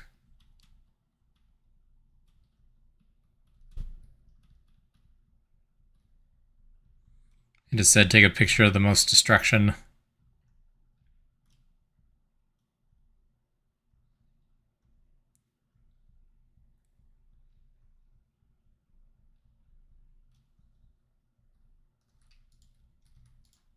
Ah. Shoot. Tripod is not very stable. Okay, well the pieces are destroyed. That was worth 901. Okay, so do I just need to take a picture of the destroyed pieces? Is that it?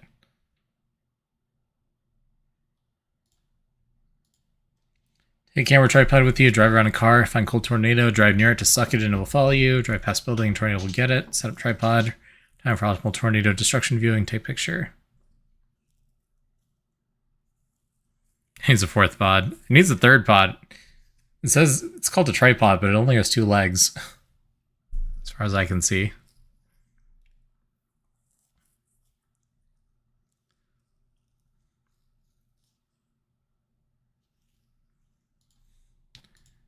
So if I just need to take a picture of the destroyed building pieces, then I don't know why I need to rewind time.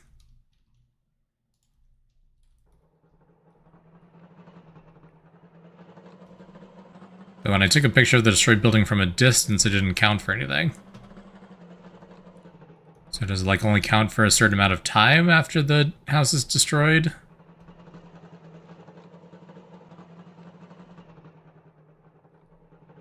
Every time I move back the tornado to the point it's destroying, it's supposed to, I think.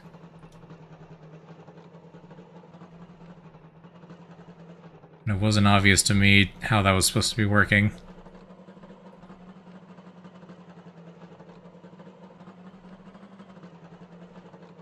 Oh.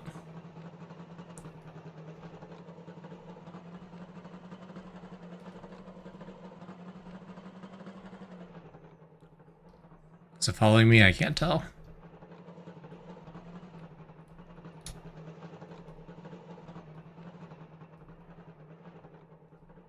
I can kind of see the leaf particles.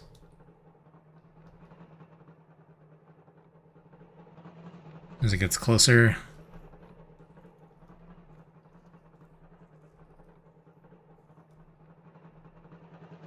It's very slow.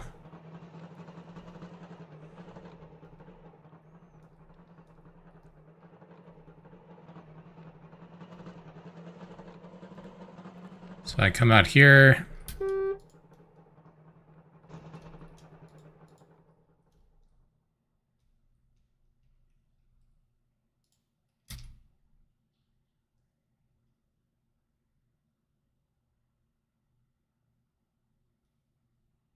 And I missed the house entirely. Okay. Whoops, I didn't mean to take a picture of that. Score 34, sure, whatever. I don't get it. I think it's a fun idea, but I don't get it. And it is not very fun to experiment.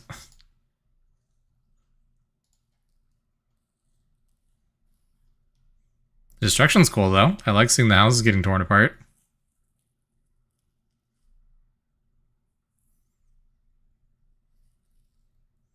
And I feel like I am fundamentally not understanding what I'm supposed to be doing here. Yeah, while the tornado is ripping up the building, it would make sense, but I didn't get a very high score when I tried that last time.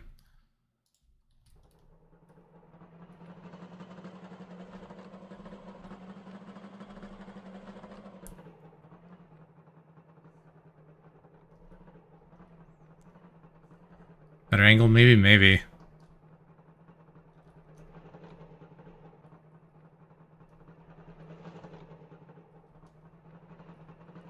I get this to tear up this house.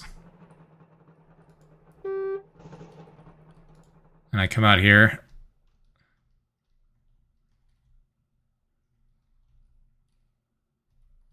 Set up the tripod.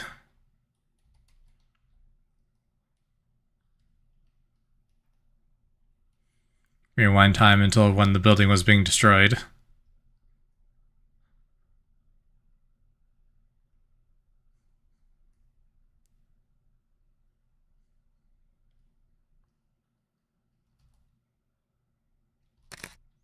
And I scored 3 points. And how much closeness counts? Yeah, I mean, I guess I'll test that next.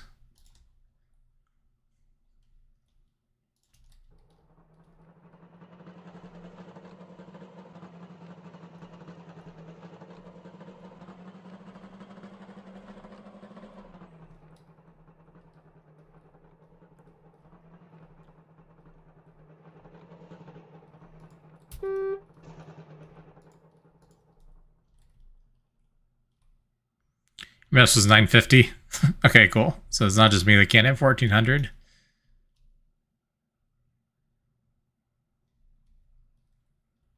I guess I didn't play it for very long, makes sense.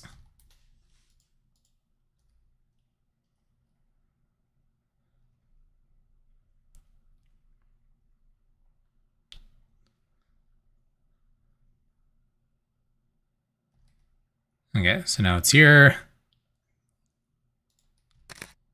24 points.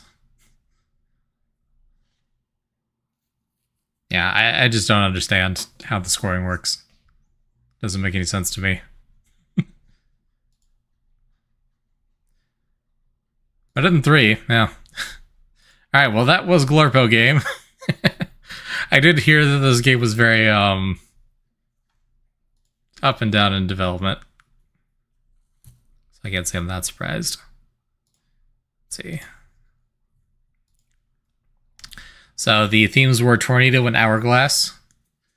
I mean, I guess there was an hourglass icon. Memory dependent or something. I wouldn't be surprised, actually. And running the game at probably 120 frames per second. 120 hertz. And tornado, it is definitely very tornado focused. They nailed that one. Yep. Perfect photo of destruction. It was graded on destruction in frame. I thought I was taking a picture of a lot of destruction, but maybe not. Cool. So that was a Glorpo game.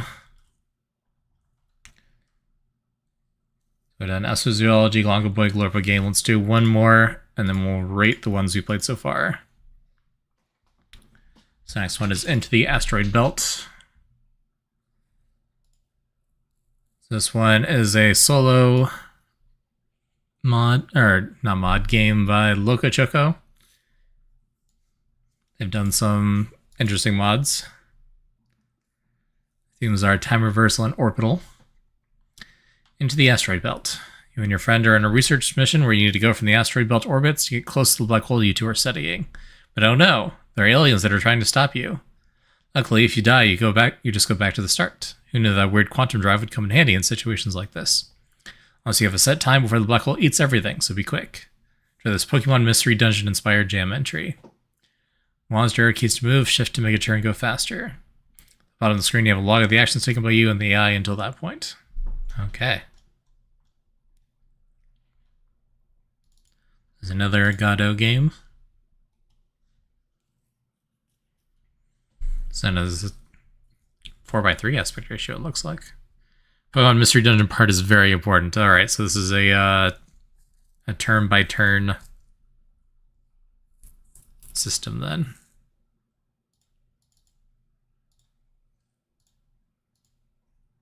New game Project Debug. Very good. More Pokemon or Mystery Dungeon? I think probably not very Pokemon. I'm assuming.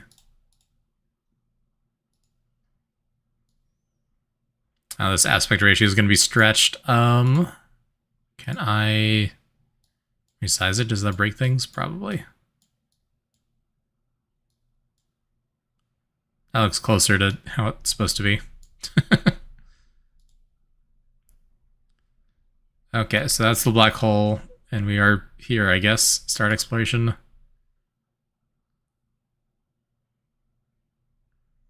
That was an eye well stretched. Yeah. Okay, we can heal and bash. And I'm guessing this is us. Can use Waz to move. We have 2 ships.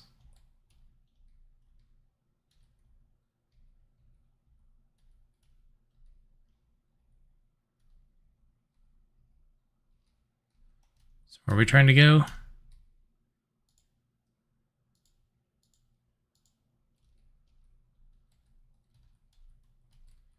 Some kind of like force field that comes up as we get close. I don't know what this is. Ernesto healed for 15. Okay, so we can heal.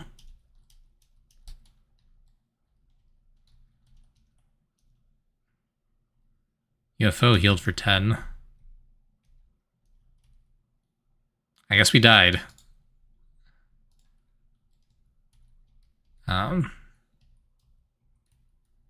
Okay.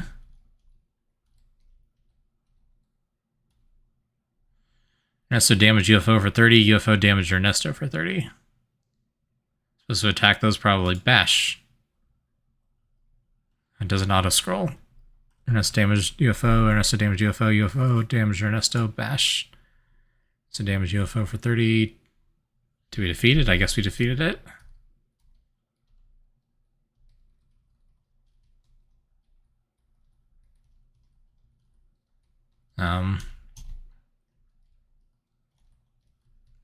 And we can pass these blue lines.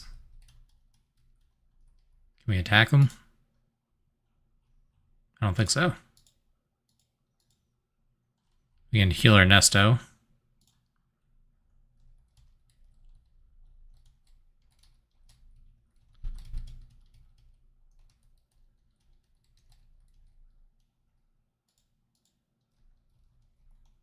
Um,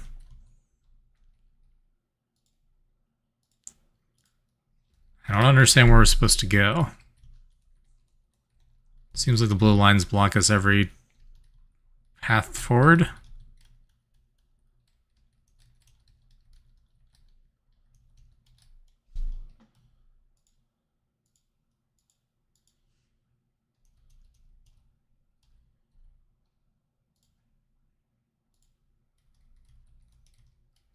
I'm not understanding, I don't think.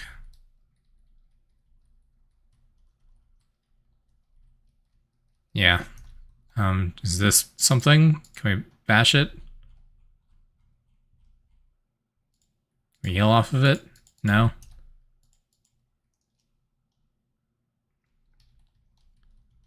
Need to run the clock, maybe?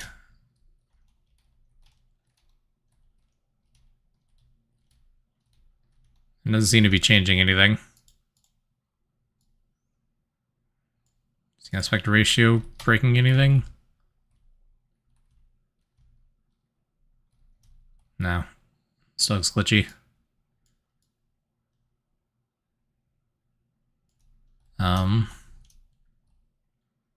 Stepping on the brown boxes open the blue force fields. Okay, that was not at all clear to me. Good to know. I'll just reset.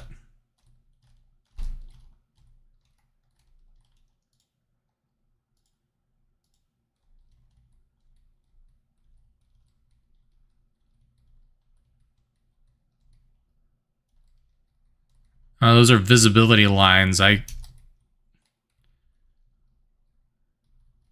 I stepped on it.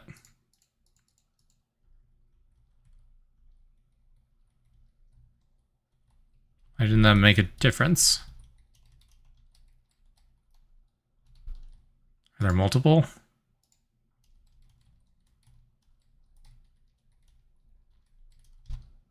Oh, there's one in here.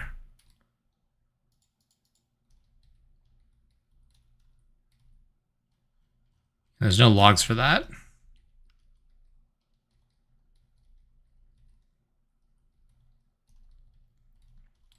Probably remove a specific barrier. I guess that would make sense. Oh, and I'm dead.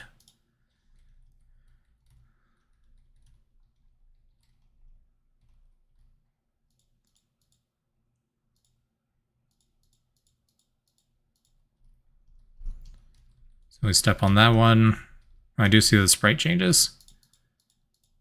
Sure, it's a technical limitation, but the sight lines did not register to me very much. Okay, see now the brown button sprite does change when you step on it.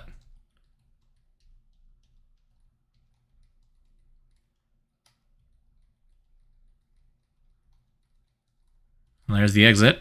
Okay, there we go. Level 1 completed.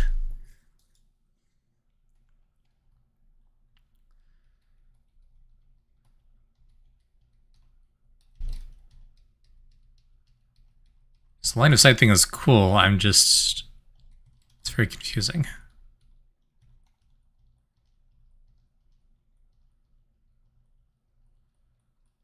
There's a big map.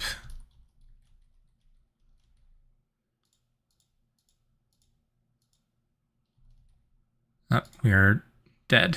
Dang it. Oh, we gotta do this one again? Okay.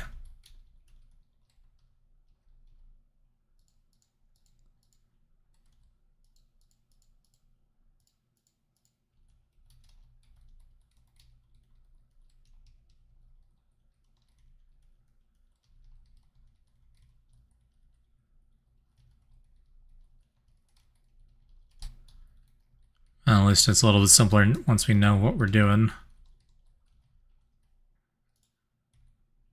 Okay, number 2. Oh,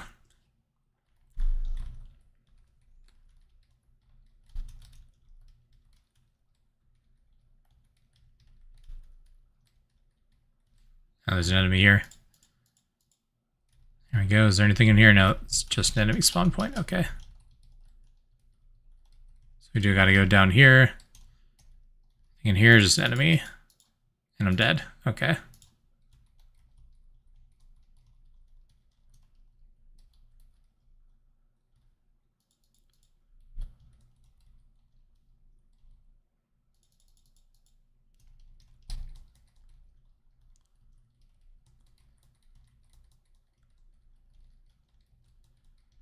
Level 1, just about complete again.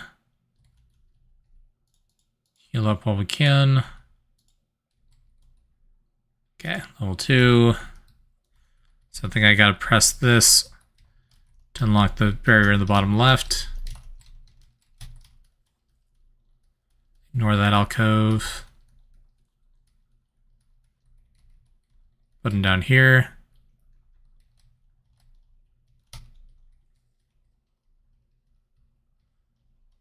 Our ally is dead. I need another button to get through that force field. Okay, we're dead. Now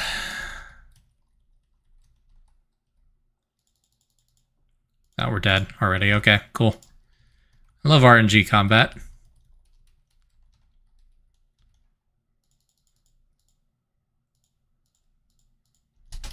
Yeah.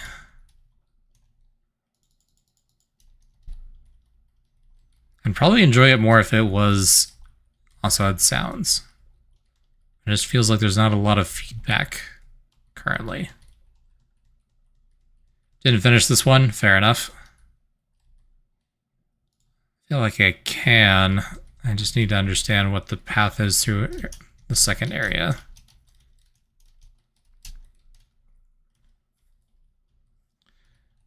No, there's no sound playing.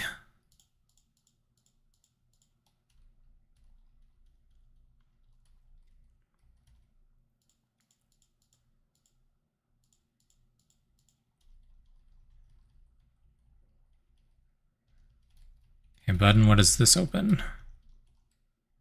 Bottom one. Our allied ship is dead. Oh, button does not open those two. My bad. Does it open this one then? No. What does that button open then? I'm out of time. I'm about to lose.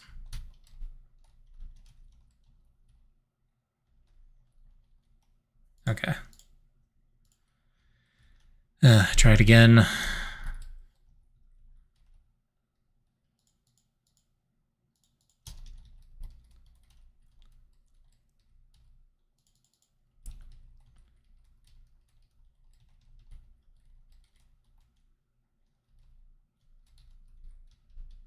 Here we go.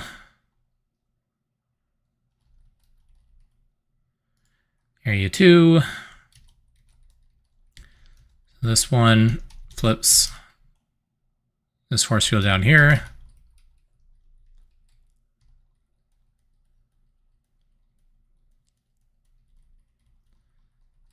Trigger this.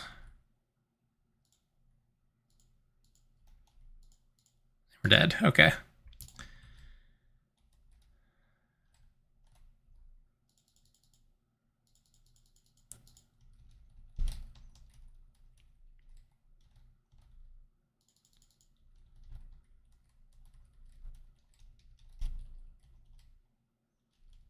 There's no more enemies from here, so this part's straightforward.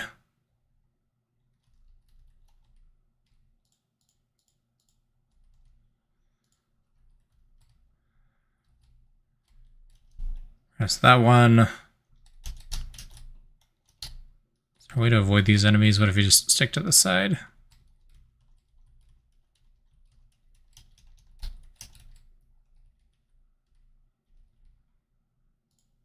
No, we're dead. Okay.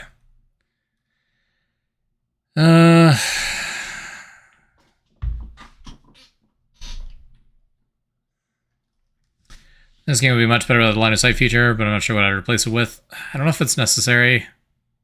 Yeah, it really lacks feedback. There's no animations. There's no sound. I feel like things just happen to me, even though I do have full control, but it doesn't feel like I do.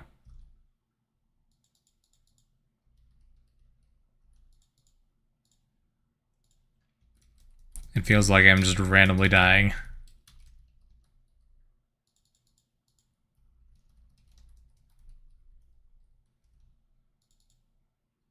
Yeah.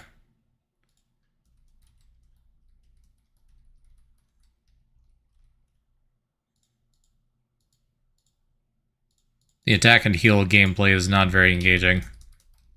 which it's a really negative thing to say, I think. There we go.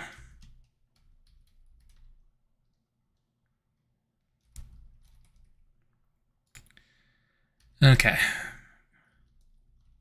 Or I can help you fight if you can attack enemies from two sides. Can I even split up like that?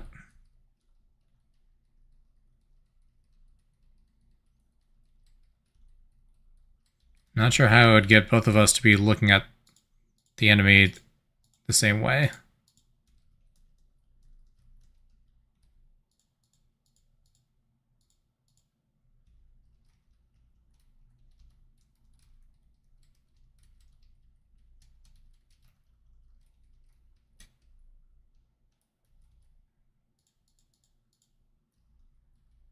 Okay, that didn't drop that force field. And I'm dead.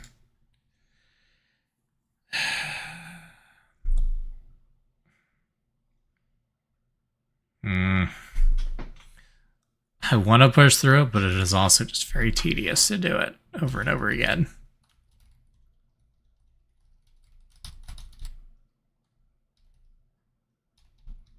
I didn't need to do that, I'll just die.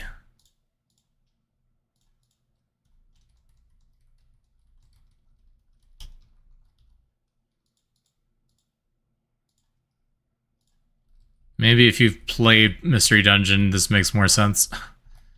I never played that much of it.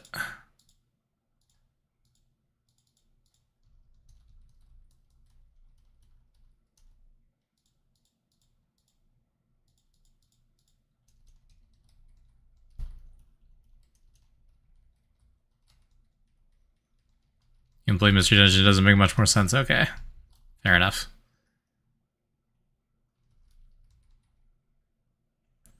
Mine's both mouse and keyboard controls. I mean, it's probably fine.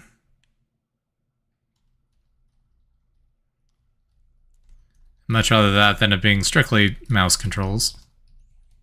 Had to move every space by clicking a button.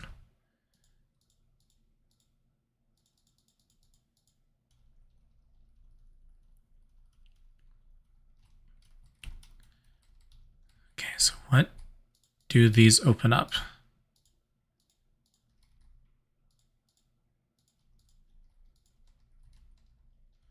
Both of these force fields are still up. I press the button, both of the force fields are still up.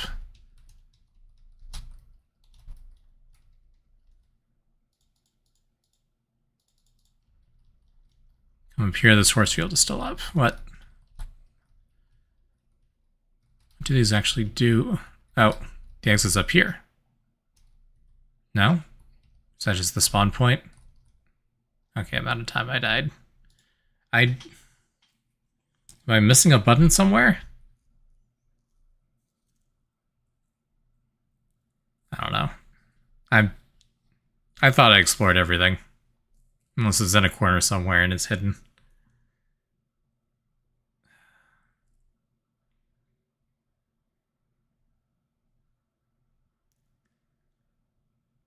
Yeah, I'm gonna call it there for that one. That was cool. I think it's very ambitious to do a mystery dungeon-like. I think it's a cool idea.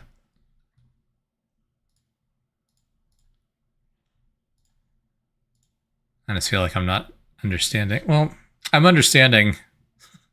No, that's not the problem. I understand what's going on.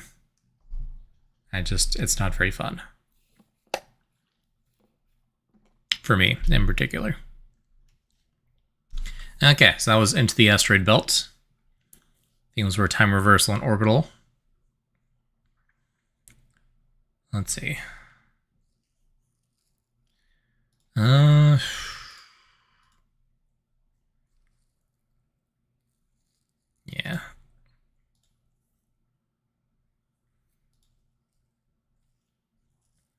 I feel like I could go longer, but I don't want to go like long enough to play 4 more of them, I don't think.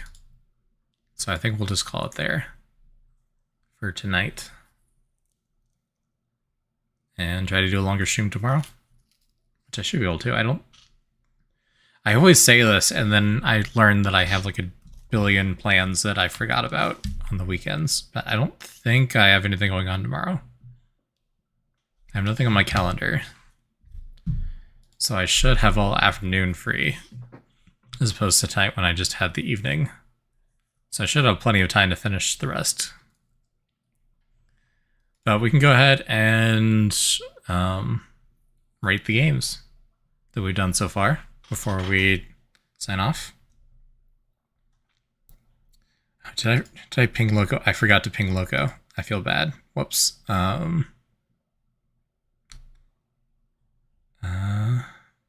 Well, maybe that was for the best. I don't know. Okay. Into the Asteroid Belt. The themes were time reversal and orbital. I didn't feel like there were a lot of time reversal mechanics going on. It was cool that the time was a factor. I do like the idea of having to like solve a puzzle within a limited amount of time where the steps dictate how fast time flows. I think it was cool. Like, I can see how if you'd presented this as a game design document, you'd be like, oh, that sounds cool.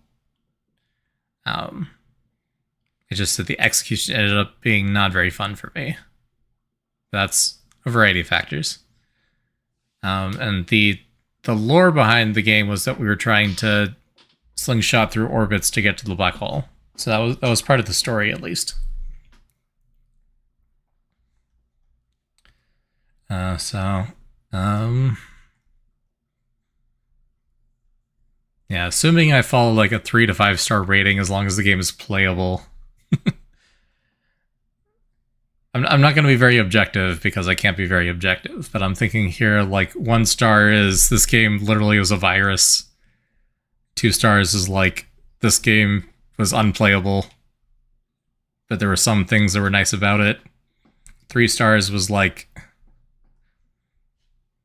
technically you can play it, but it was very, very not very fun and very tedious. 4 is like it was playable, but definitely not amazing. There were lots of polish and more work that could be done on it. And 5 stars is like 10 out of 10 amazing. Make this a full game. Suggestion as the only move when you do a mechanic and recruited that well. The lack of animations make it hard to tell when things move. Yeah.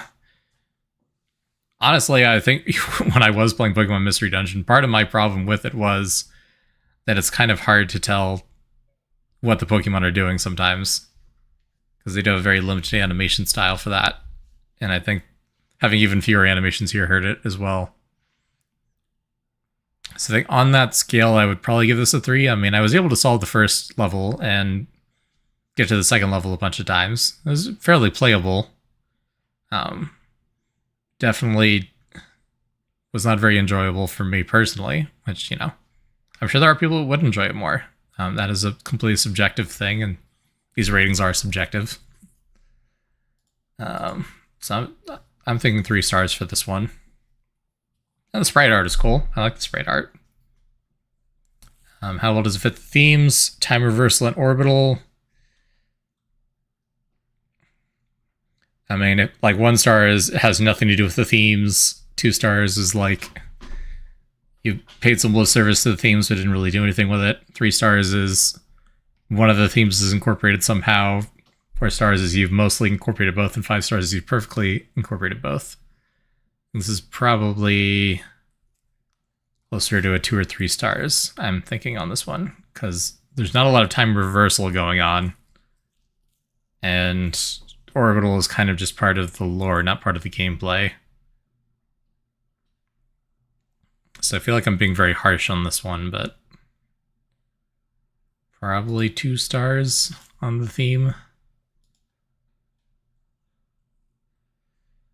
So let's talk about what I did like about it. I did like the sprite art. It was nice. The Starfield looked good. Once I understood what was going on, the ships and the UFOs and the buttons were decent.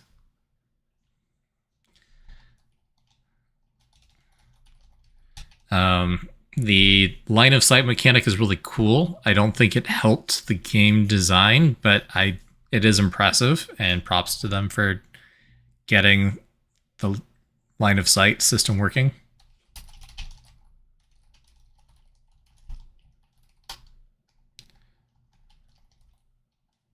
Art of the main menu screen. That's true. The main menu screen is great.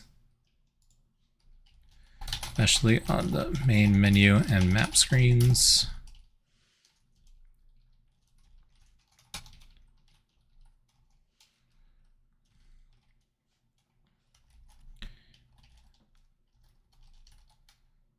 I'm not going to say well implemented necessarily, but that line of sight system was neat and was impressive.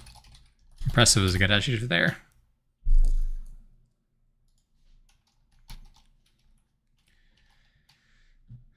And I can say that the turn-based system was ambitious for sure.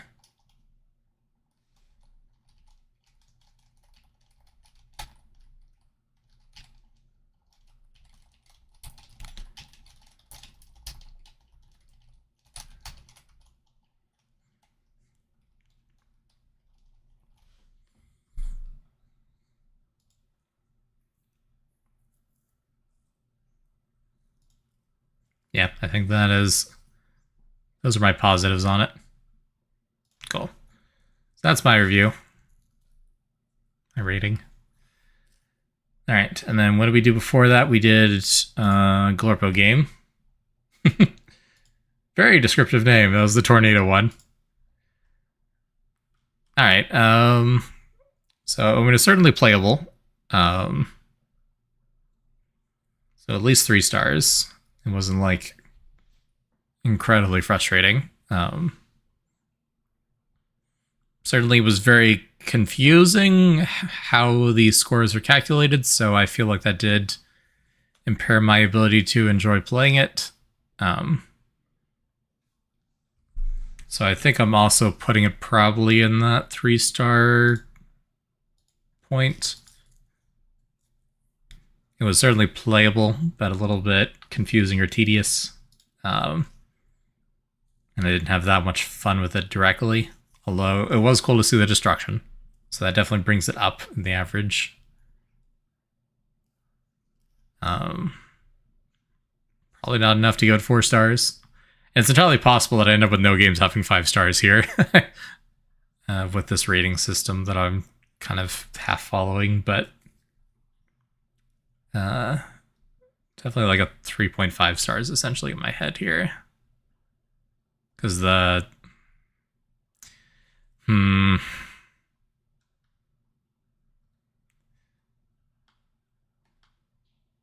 So I feel like the systems are probably well implemented. Like, I know how difficult the rewinding is to do, because we did that for Chrono Greaser. And clearly they've implemented it, which is cool. What about Chrono Greaser? I will not be rating my own game Chrono Greaser. I would not give Chrono Greaser 5 stars, though. I would probably also give Chrono Greaser 3 stars. I give us 5 stars for theming. How's that? Poorly built foundations and a location of frequent tornadoes, 0.5 for realism. True. You would never build houses like this in Tornado Alley. Yeah. So I'd say if the systems were not implemented well and were like really bad, I would probably give this less than 3 stars. I'll give it 3 stars for well implemented destruction and rewinding, even if I did not figure out how to win.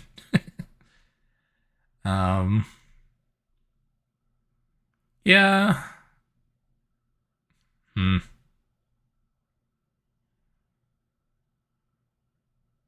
Maybe I'm being too harsh. Maybe 4 stars is right here. If 5 stars is like, wow, that was a solid playable game. This is like almost there, but it's just not explained very well. They just explained, I think, more directly what counts for the scoring. Actually, this probably would have been a higher rated game. So never mind. I'll give it 4 stars for quality.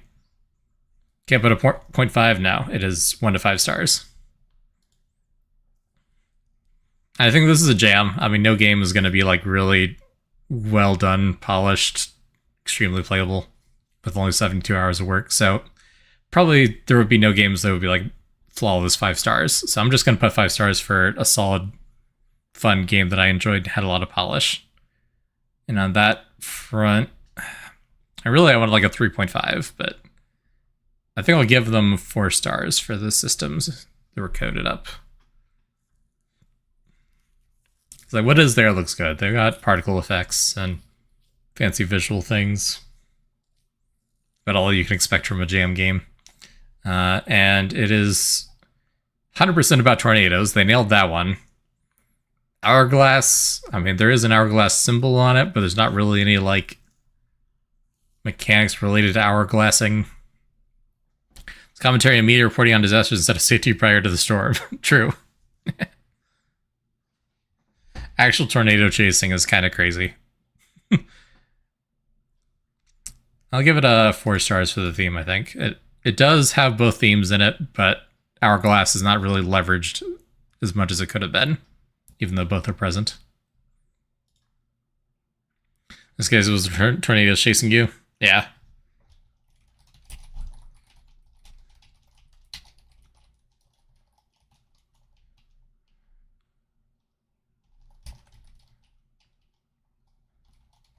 Impressive work on the particles, physics destruction,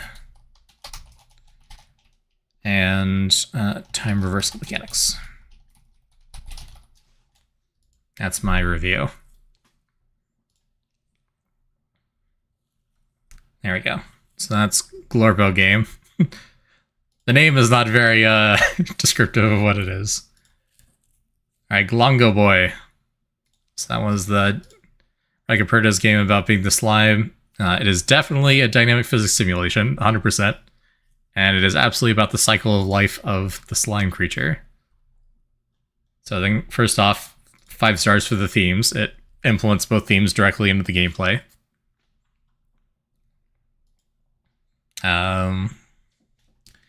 It was physics jank, but other than that, I mean, it was very playable. I was able to solve the game. It felt about as well as could be expected given the premise. I mean, it's just hard to make that work well. It felt very much like, kind of like a Roblox style game. It's a bit jank, but like an old school Roblox game. I guess modern Roblox games have a lot more polish because it's basically just a generic game engine, but old school Roblox games where it's kind of, it is jank, physics-based stuff, but it works. You can solve the puzzles. You can understand the mechanics. The mechanics are implemented well. They're visually appealing. Just playing this, but I raged a bit myself. You were able to beat it, though. You liked it. I really liked it. I thought it was a lot of fun. I enjoyed playing Glongo Boy. I did fall into the pit a bunch, but that was because I was overeager and kept rolling into the pit. I didn't really feel like I was screwed out of anything. So I think easy 4 stars on how good the game is for this one.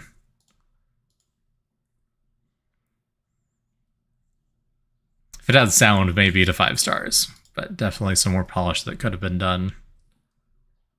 Would I give it 5 stars? Surprising amount of mechanics. Yeah, I thought so. It's amount of mechanics that'll work well.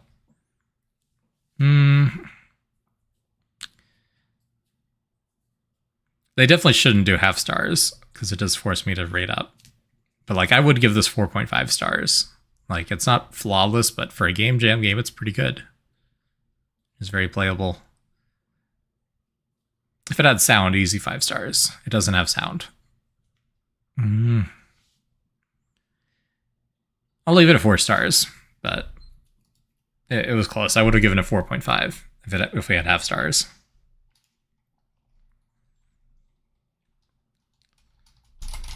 Physics was jank as promised, but really fun. Nailed the themes. The puzzles were limited, but made good use of the mechanics.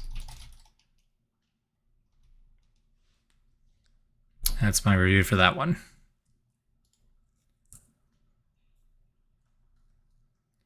All right, and then astrozoology. So this was Cutter Clerks, the one that we played first with the creatures. So the themes were warp and non-human species. It was absolutely about non-human species. That was the whole point of the game. So that one nailed it. Warp. It wasn't about warping, but it did feature warping, and the final area was the warp space. Probably also 4 stars. Because I would definitely maybe rating some well below 3 stars, so I think 4 stars is reasonable here. That is still a good rating in my system. It'll average out. I don't know what other people's rubrics are. And then how good the game is in general. We had sound effects. We had a fair bit of writing. There's actually a decent amount of content in that game. The gameplay was very limited. It's almost like a visual novel, and that there's not a whole lot to interact with. It's not a very action-heavy game. But it was decently polished. A lot of content. Gameplay was alright. Had kind of a little puzzle in knowing how to interact with the different creatures. Let's say for a jam game, it's pretty decent. I would probably give it 4 stars. Not 5. Definitely could use some more polish and more interactivity. More feedback on stuff, but the buttons are cursor buttons, force you to play slow. I think that was a good choice. Yeah. It definitely nailed what it was going for, I think. There's always more to do, but I thought it was pretty playable. Definitely accomplished what it set out to do. I did accidentally skip the tutorial, I think. Or at least the beginning of the game. But those kinds of things are to be expected. So yeah, I love the speculative biology and sci-fi. The interface, simple, but did what it needed to do. Now that sounds kind of negative. Let me focus on the positives.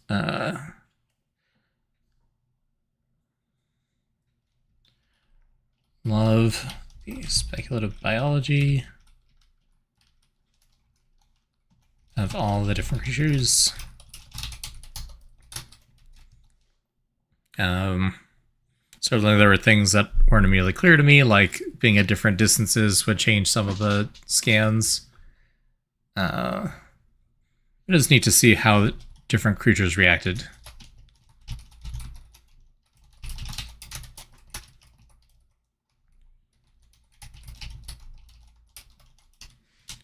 Different stimuli.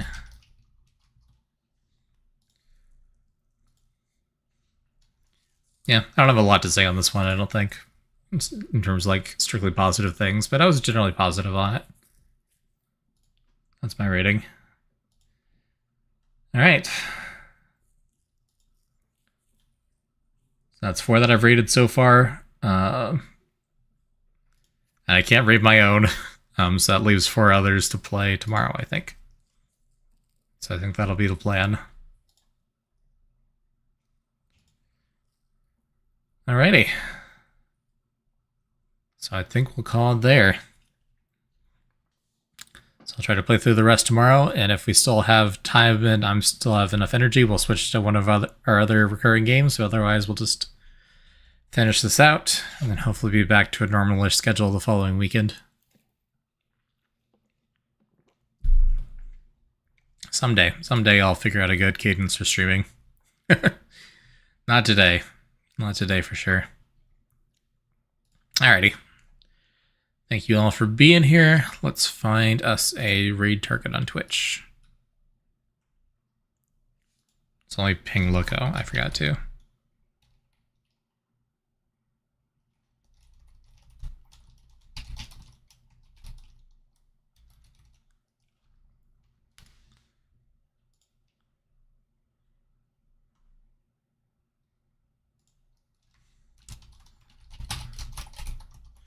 There will be accessible YouTube VOD.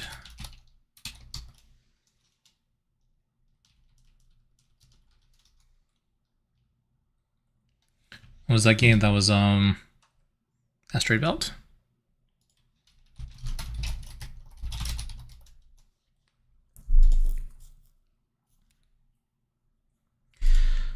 All right. Yeah. Sorry, I am distracted, as I usually am. So, short, weird stream. Well, actually, I guess not a short stream. Average length, weird stream. But appreciate you all for stopping by. Half a man videos. Yahazu, Carrick, Rillan, anyone else is lurking. Yeah, I went to bed already. Appreciate you all stopping by. Hope to see some of you tomorrow. If not, have a great rest of your weekend.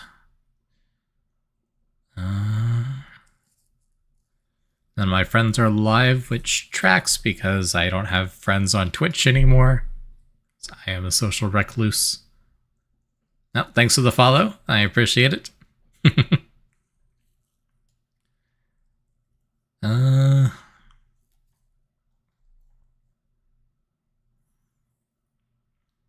Here, there's a Zelda themed charity stream happening.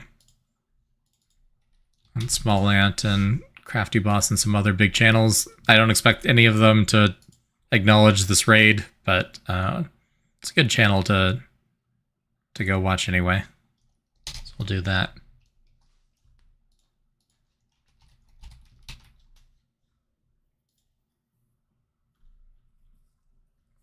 Cool.